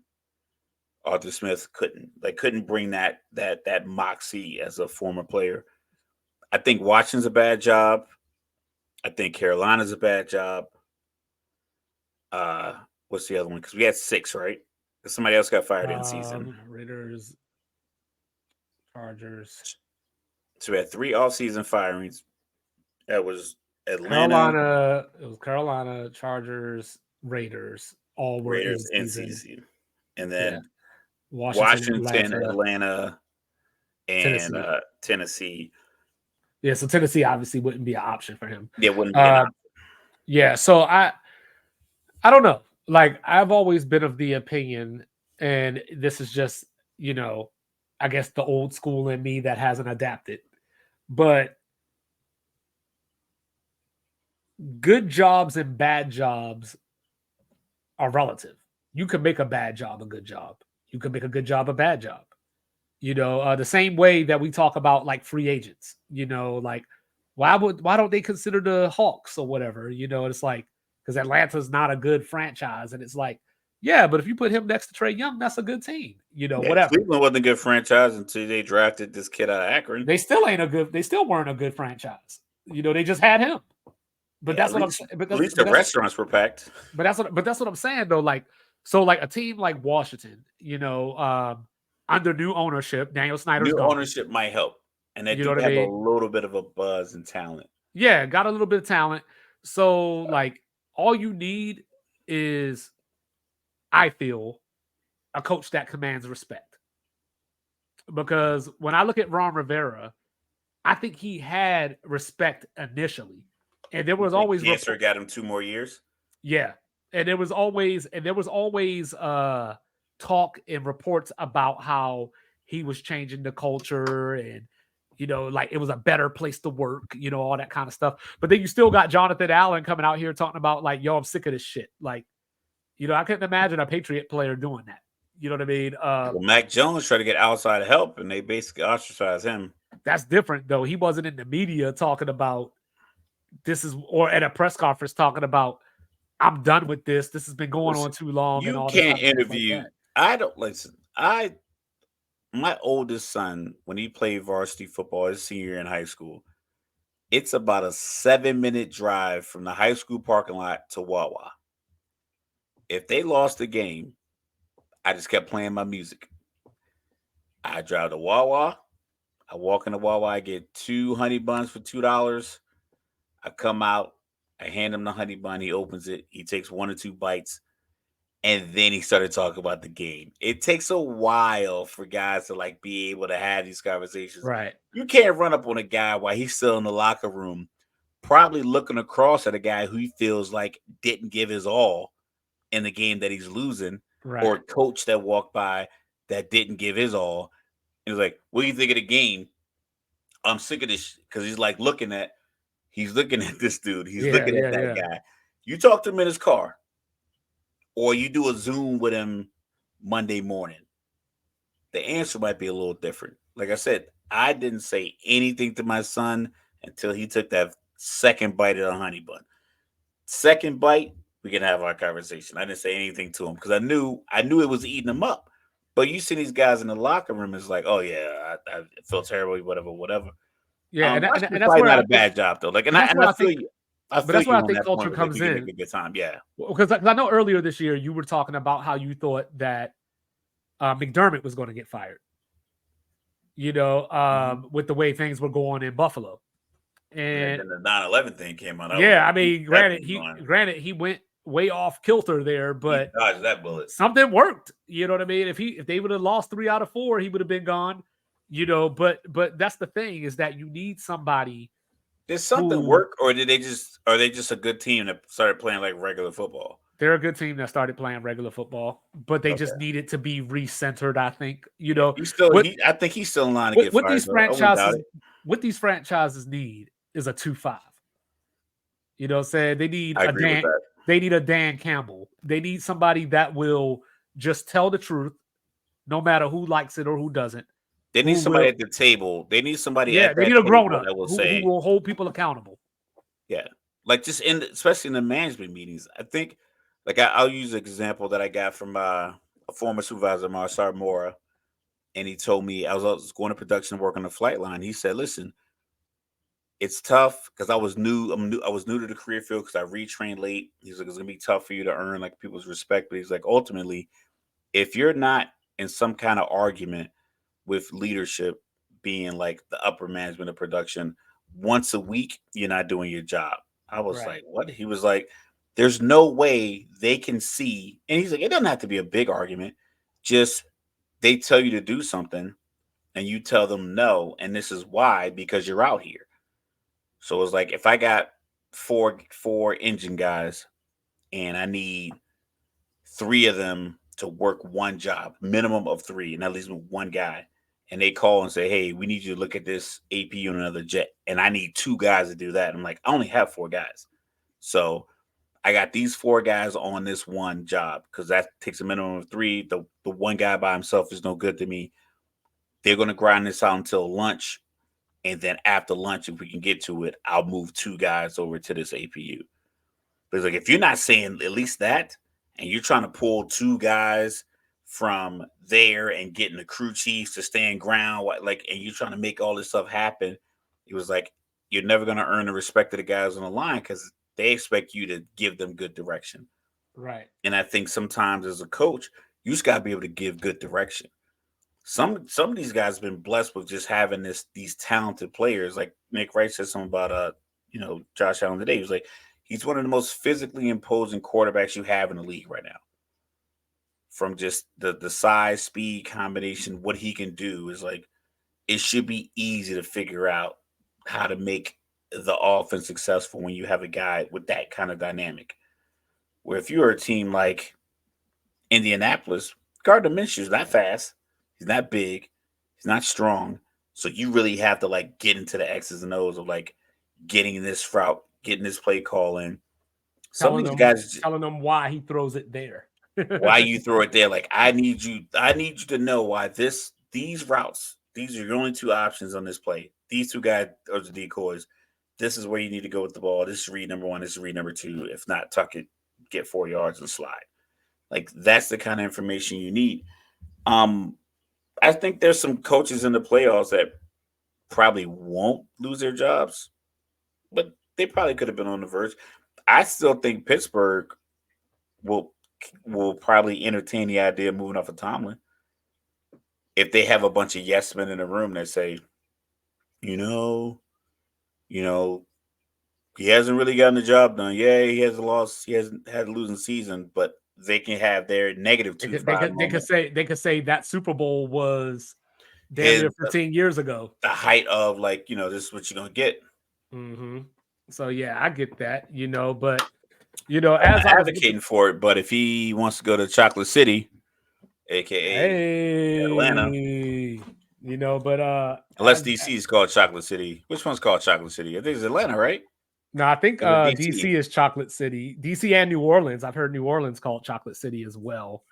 Usually people call Atlanta, I hear them call it the Mecca, Okay, we'll take that then. but yeah, so as we look out throughout the sports landscape, February is almost here.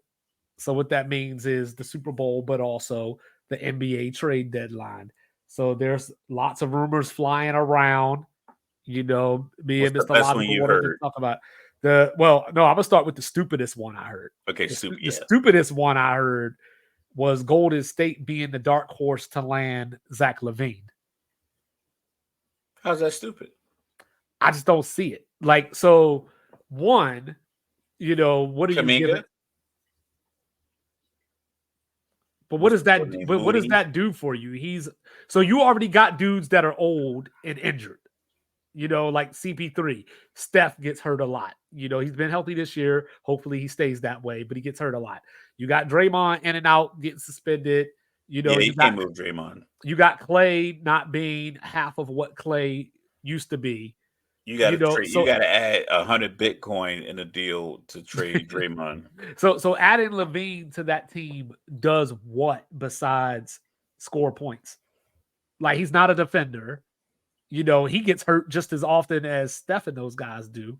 Yo, how do these dudes get hurt so much playing basketball? I'm not trying to be like an asshole, but it's like, dog, how you lots of soft tissue, man. Lots of soft tissue. How you missing 6 weeks in basketball without falling? And when I look at the Bulls are better without him, record wise. You know what I mean? So like, he hasn't wanted to be there since 2022.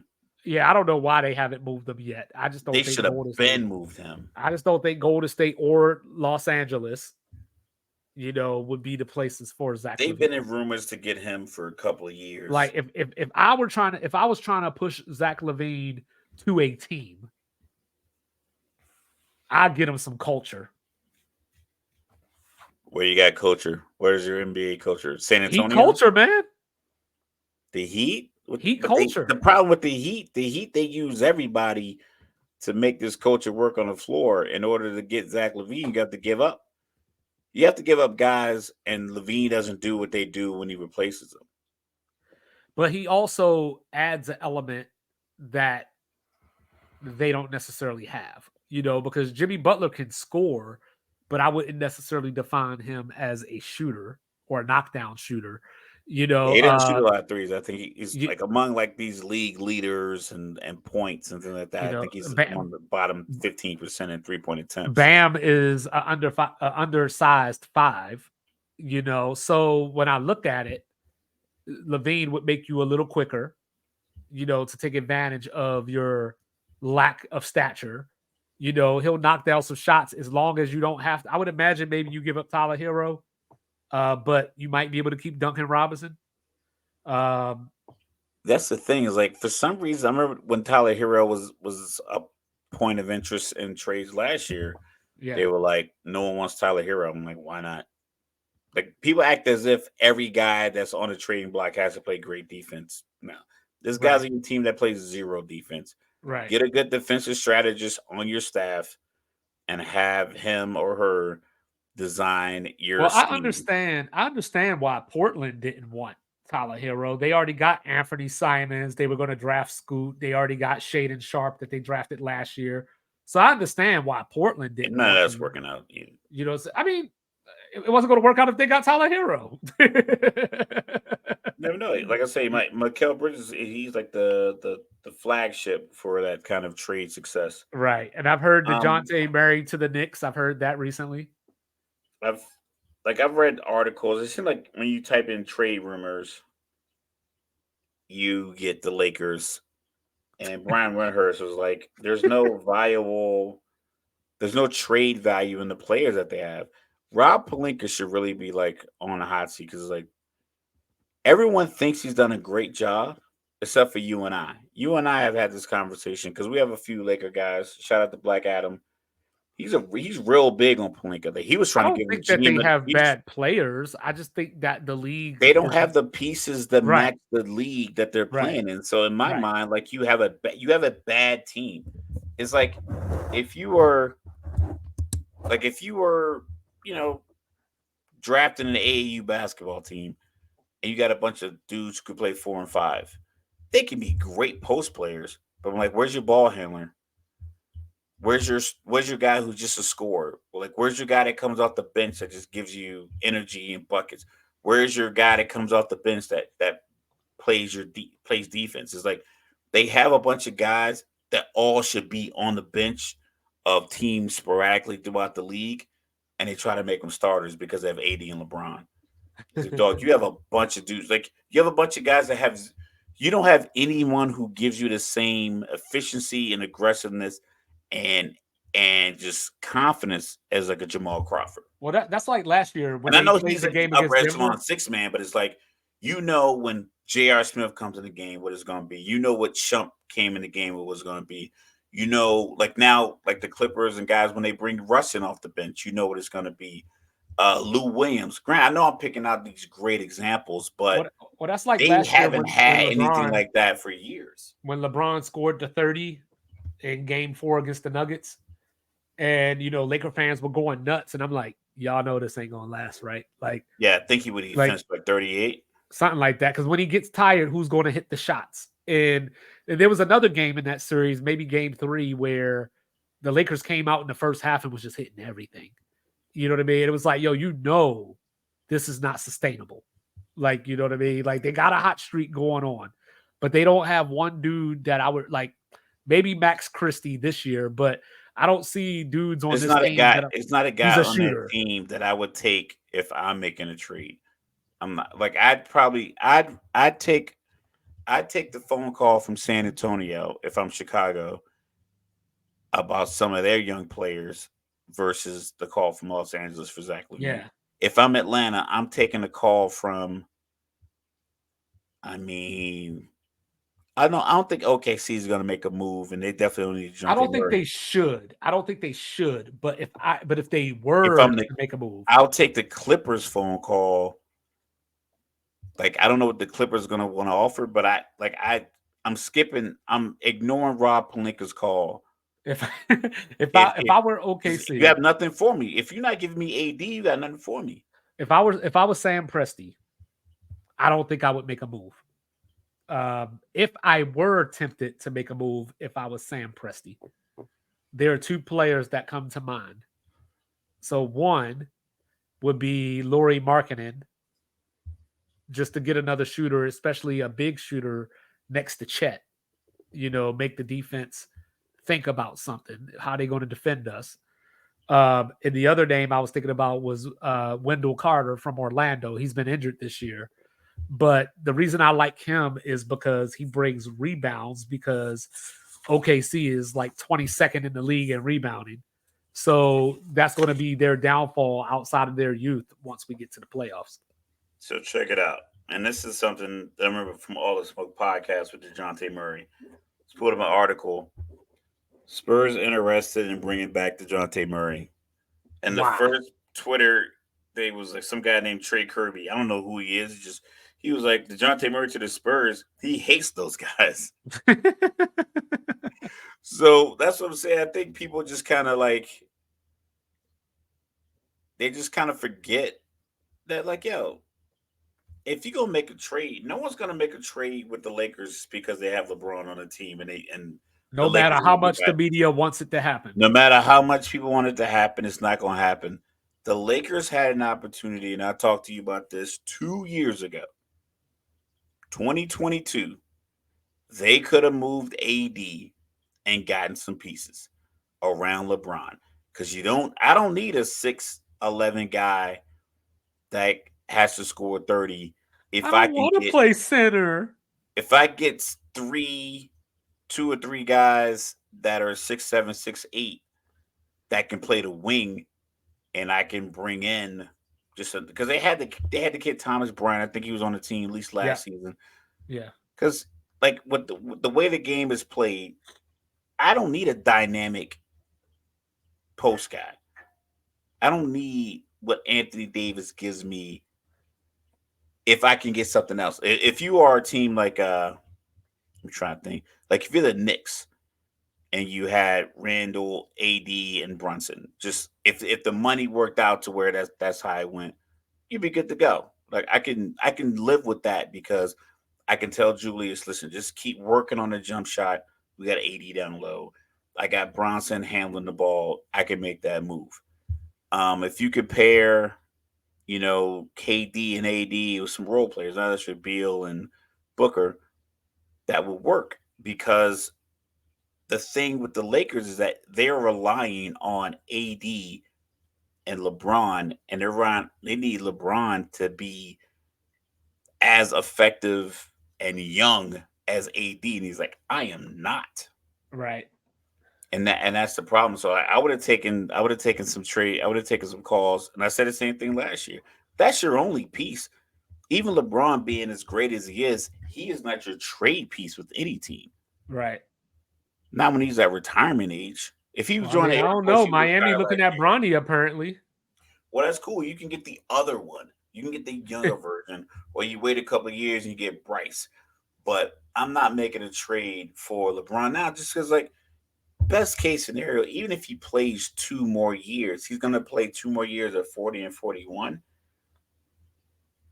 It's not that's not the game. Even though I think he's an athletic freak and and the money he puts in his Yeah, body, Paul you George can thinks tell so too. that's why he slid out of the way. So this is not like an anti LeBron or I think he's over the hill. It's just factually, it's like you can't continue to keep up his 2018 expectation, your 2018 expectation of him with a guy is in 2024 through 2025, 2026. So you can't make a trade. I can make a trade for AD and hopefully get 2 good years. Well, if it was a couple years ago when I suggested it, you would probably got 3 or 4. Why isn't Pascal Siakam in Atlanta right now? I'll give you that answer He was almost in because Sacramento. apparently the Dallas Mavericks Mm-hmm. are now in trade rumors to get Siakam, 29-year-old versatile wing. Yep. I think, Exactly what Dallas needs. and I don't want to like bring back to the Lakers, but that's the kind of player they could have got if they would have moved AD a couple years ago. Zach Levine, like I'm just not understanding how And you and I AD's from have these. Chicago. I don't understand. You and I have these conversations. We probably had this conversation 12, 18 months ago about moving Levine, moving AD, not signing Zion. Like, what's going on in these rooms to the point where it's like Well, they're I think a ignoring. lot of Like it. you and I will have a conversation about it. It's like Well, I think a I'm lot not of it. signing Zion because he has lower extremity injuries and he eats too much. Well, I think a lot of it boils down to 3-4. So you got 2-5, which leaves 3 quarters. Yeah. So the problem is that I think GMs and owners, maybe not owners, but GMs, they care too much about what the public thinks, or they care about the reaction or the criticism that's going to come with a move or a decision. So, like we used to always talk about this with LeBron. A lot of these franchises have handcuffed themselves, and he had a certain power where if you traded him or tried to trade him, because he had a no trade clause too, but if you tried to trade him, you would be known as the GM that traded LeBron. Yeah, but with that being said, there was success that accompanied his presence. And there was These also other going to guys, be the oh yeah, devastation after he left.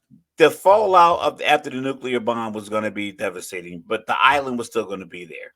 You were going to be, surviving for a while. It was definitely going to be destructive in the aftermath, but they're the only teams with him did that.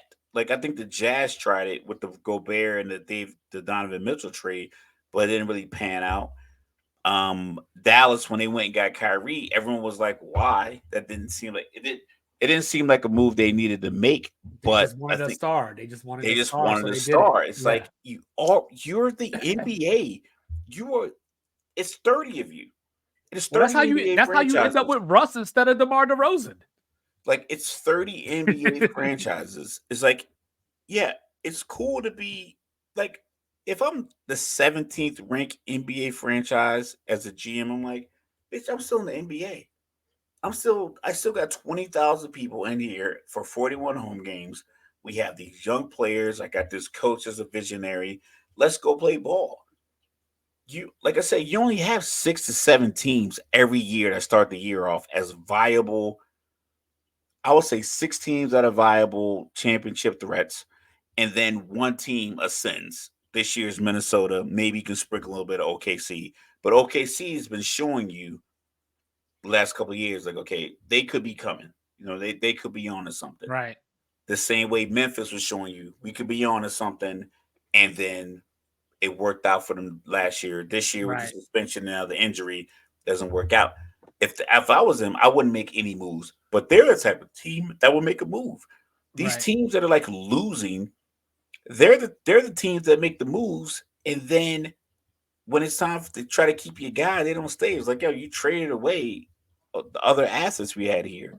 I So heard it's just a something. matter of like I'm not sure like who motivates whom to get these things done. I heard something, and I don't know how I feel about it because in one vein it makes sense, but then again it doesn't. I heard somebody propose Kyle Kuzma to the Sixers For for Tobias, and I don't know how I feel about it. I don't know if you give it up. Hold on, I'm I looking at mean, I would imagine if they got Tobias, they would just buy him out anyway. Um, but yeah, I just don't know. Like, it just doesn't like when I say it, I'm like, yeah, I can see the energy that Kuzma could bring them. But then at the same time, it's like, but I don't know. Kuzma needs the ball a lot too. Like, and Kuzma is a bit like a taller, lighter version of Jordan Poole. Like he's not like known for being like a cerebral player. right. I think Jordan Clarkson was probably a better player in LA that they probably should have kept because I think he plays a little bit more into the confines of basketball. Yeah, congrats. Got his first triple double last week. Yeah, I just think that Kuzma is one of those guys that just like he just plays because he's tall. He's good. I'm pretty sure he's a level headed guy, but he just plays because he's tall. Same thing with Jordan Poole. It's like watching, you're stuck with that because every single time the trade deadline came around, you felt as if you had to make a move. Good teams don't always make moves. Right. They make good free agent moves, and then maybe they make a good buyout here, a la what the Celtics did to get Blake. Oh no, Brooklyn did the buyout to get Blake, and then Boston was like, "Yo, let's get this guy and see if he can give us 7 to 9 minutes a game." Who Whereas bad teams will trade for Jordan Poole. There was no reason for the Wizards to get in the bed with Golden State and trade for Jordan Poole. there's got to be somebody Nothing out about what there. he put on film said, "Yo, trade him here." But that's what the bad teams do because they want to be on the marquee. There's got to be a team out there that want to bring Andrew Wiggins off their bench, right? Well, I wouldn't want to get in bed with Golden State because it's like they are the more esteemed franchise, whatever GM you're dealing with. But once again, it's like I need this move to be beneficial to me in 2 years. Is Andrew Wiggins going to be beneficial to you in 2 years? Just depends on where he goes, I guess. He's still young, and How I would young imagine is young? Because he was supposed to be a number one pick. He did 1 he year in came college in the same year as Embiid, right? when, yeah, they were in school together. Yeah, because Embiid didn't play in the NCAA But is he old tournament. enough to come off the And bench? Wiggins, I mean, he is 28. But is he a come off the bench guy? I don't think he got a choice at this point. So who's making that deal? Is Golden State going to make another team better, another team out west? No, it's going to be some team like Washington, maybe Or Toronto. Orlando. Maybe they could get Siakam. But Toronto is trying to move off of talented players and start over. I don't think they're trying to bring in guys who've won championships. I think they're trying to bring in guys probably 25 and under Well, I think and try that to matters if you're rebuild. talking about a star. Like, yeah, they're not trying to bring in Steph or somebody, but we're talking about Wiggins. He was the Yeah, fourth option. but is Wiggins, what option is he in Toronto? Still like third. Third, but third starts. Because they got what? They got RJ Barrett now. They got Emmanuel quickly. Now they got Schroeder. So he can still be fourth. Boucher. I think that's how you say it. Yeah, that's what I'm saying. So it's like I'm not sure, and I don't think that's enough if I'm Toronto. Like I give up my 29-year-old all-star starter to get a 28-year-old guy that comes off the bench. Wiggins, one of Kaminga or Moody. So And another guy maybe that a comes pick. off the bench. Yeah. And another pick that's probably from Serbia that won't be in the league until 2029. Like that's what I'm saying. So it's like the NBA trades. The NBA trades are basically they're just Well, BS. Dallas makes the most sense. You're better Like, off like trading air in a bag. Here, I'll give you this bag of air for this bag of air. Like I actually liked it's no value. I actually liked Siakam to Sacramento, but Sacramento didn't want to give up Chris Murray, which I understand. But looking at Dallas, they got what? Jaden Hardy, Kleba, there's a name that's on the tip of my tongue right now, and I can't think of it right now. Not Hardaway. Let's see what the rumor said. Let me see. I had it in my note here. Oh, yeah, it was Hardaway. Hardaway, Hardy, Kleba. Why not? You keep Grant Williams. Yeah, I'm pretty sure they probably have to because the contract that he signed. Well, there's like a certain he date. probably can't be traded. He probably can't because Grant Williams just signed a contract this all season, so he probably can't. I think it's like 60 days. It's 60 days or something like that. So he could be traded. I think December 15th is usually the date when you first sign a contract with a team. Yeah, Even or at least that's what it. Hey, at least that's what it is on. At least that's what it is on 2K. Yeah, it might be. That might be something like if you sign a guy that was already on your team. Maybe. But if you sign a free agent, it's probably a little bit more. Probably a little bit more nuanced than that. But yeah, I like Siakam to Dallas. I like it if you don't have to give up too much. But if they have some guys that, say Dallas might not have the trade ammo to pull off such a deal. Well, I mean, everybody likes these picks. Everybody likes these picks from 3 years later. You know what I mean? Like, remember the Lakers? They were like, "We're giving up our 2029."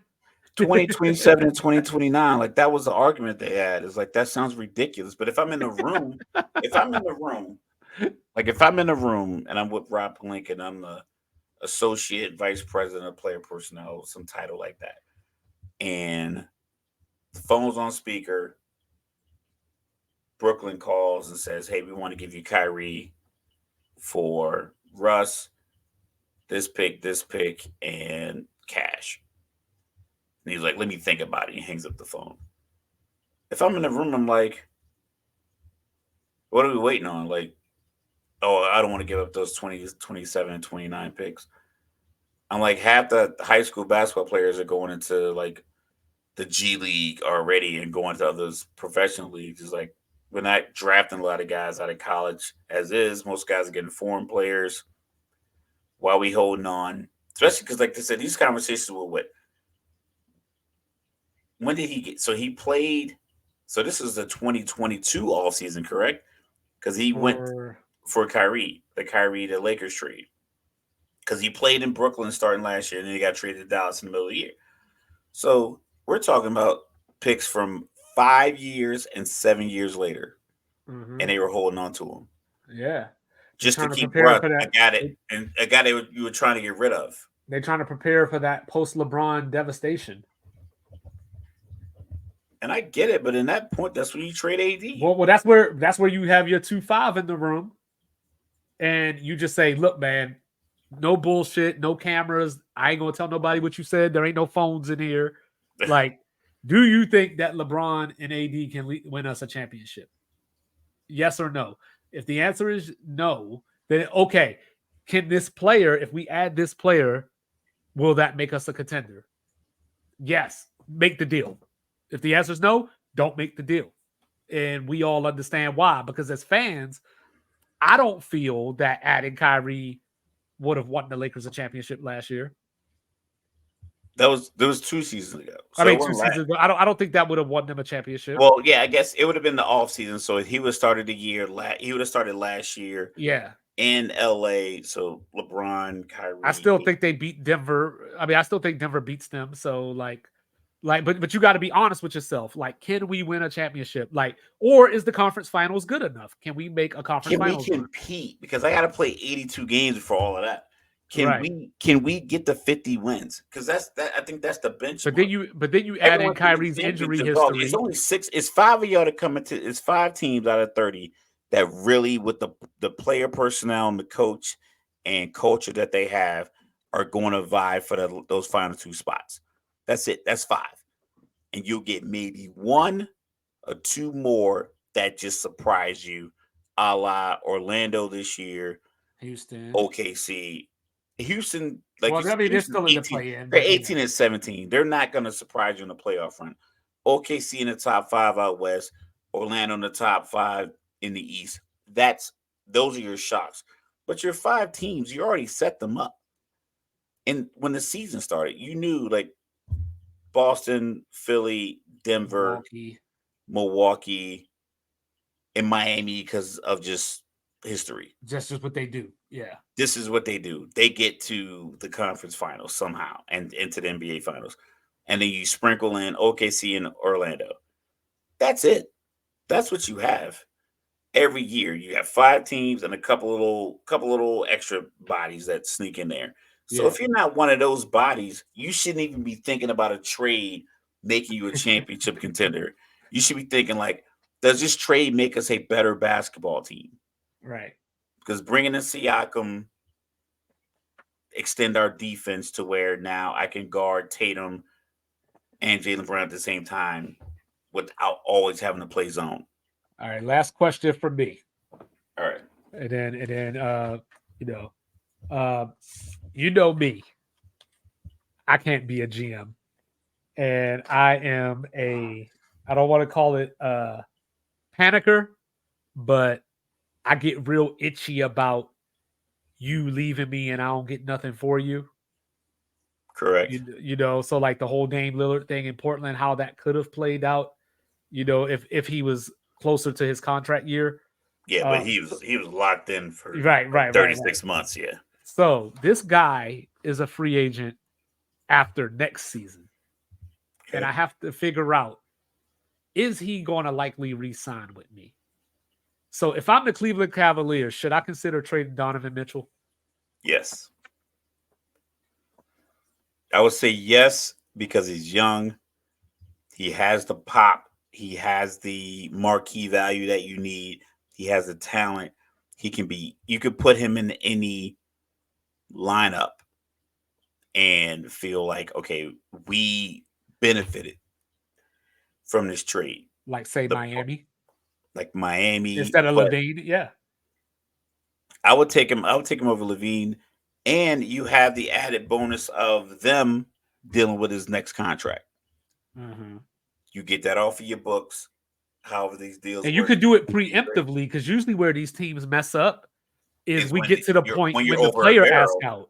Well, Yeah, yeah, the player asks out, or there's all the rumors that he wants out. Like, I don't think we've heard that yet. Like, I've heard bits and pieces of people saying that he won't resign there, but like he himself hasn't done anything publicly to make you think he doesn't want to be there. So like I like to do the I will call the preemptive thing. team that's desperate because a lot of trade deals are just teams that are just desperate to make a move for the sake of making a move. We talked about that last week.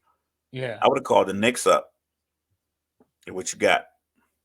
And it's not a knock on the player. It's a matter of if you're not going to be in championship contention, why have a guy on my roster that I'm paying $45 to $50 million a year? Right. I can just lower the ticket And prices I'm and Cleveland. get people to come here. So And I'm yeah, Cleveland. So like we ain't getting no free agents in here. you're not Like getting free agents unless you get the team built. Like it just feels I feel somewhat bad for NBA franchises simply because the expectations of championships is just that's the biggest expectation that fans have on teams. With football, we watched Thursday night football last season and it was awful every week.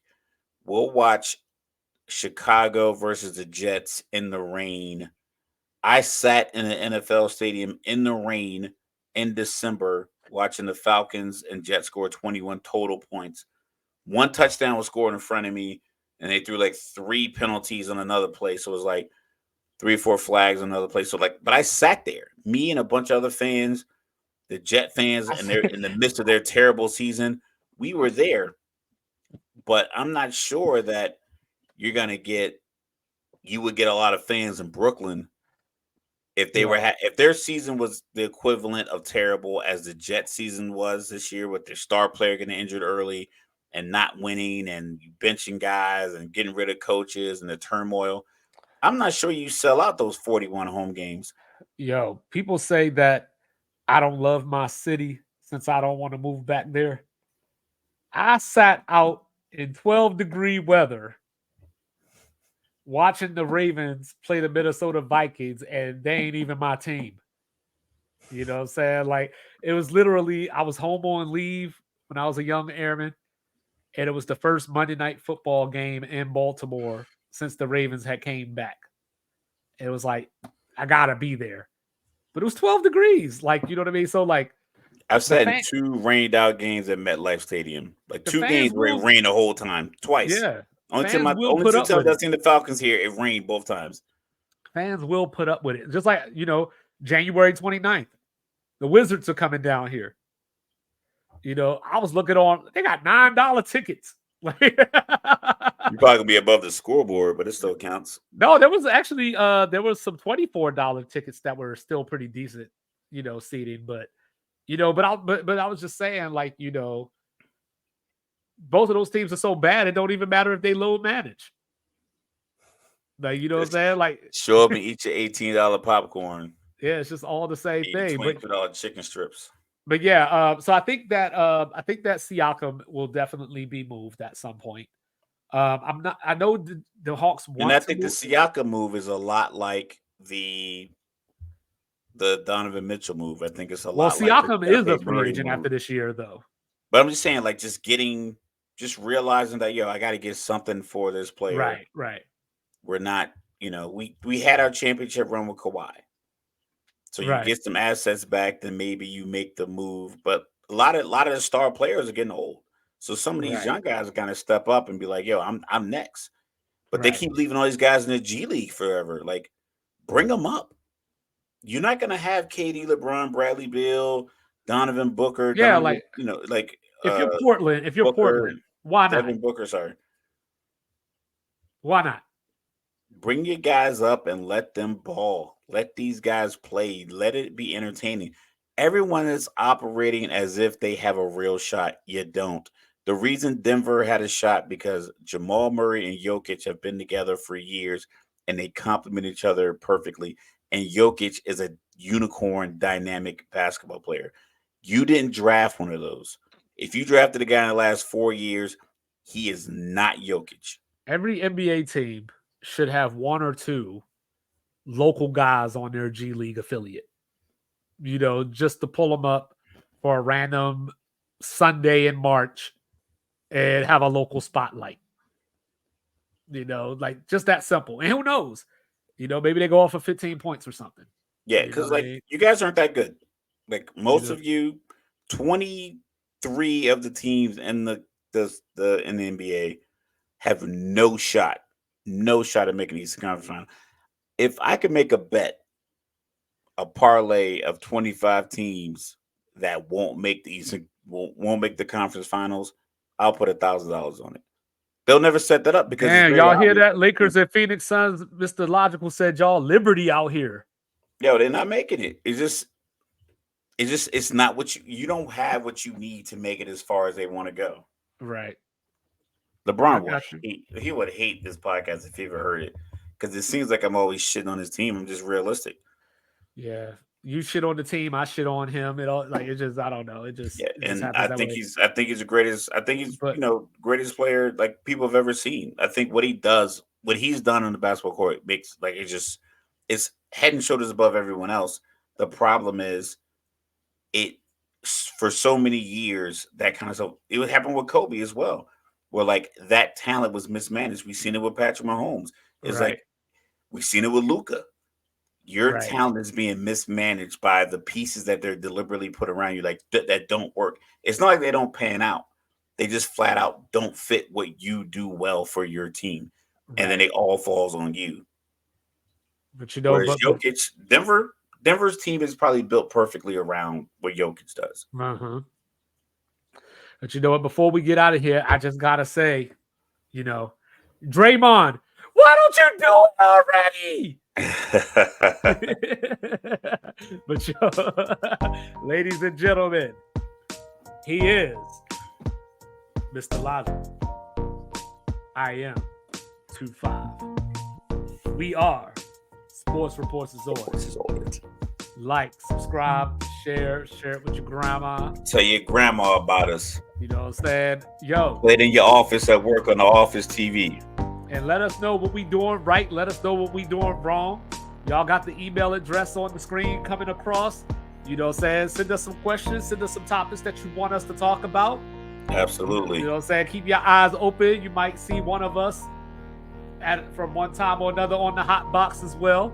So shout out to Styrofoam Ralph. Shout out to Rajon El Residente.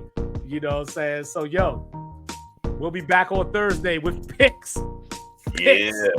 Couple of upsets here and there, maybe. You know what I'm saying? So we'll see what happens. But America, we love you. Yes, sir. Peace.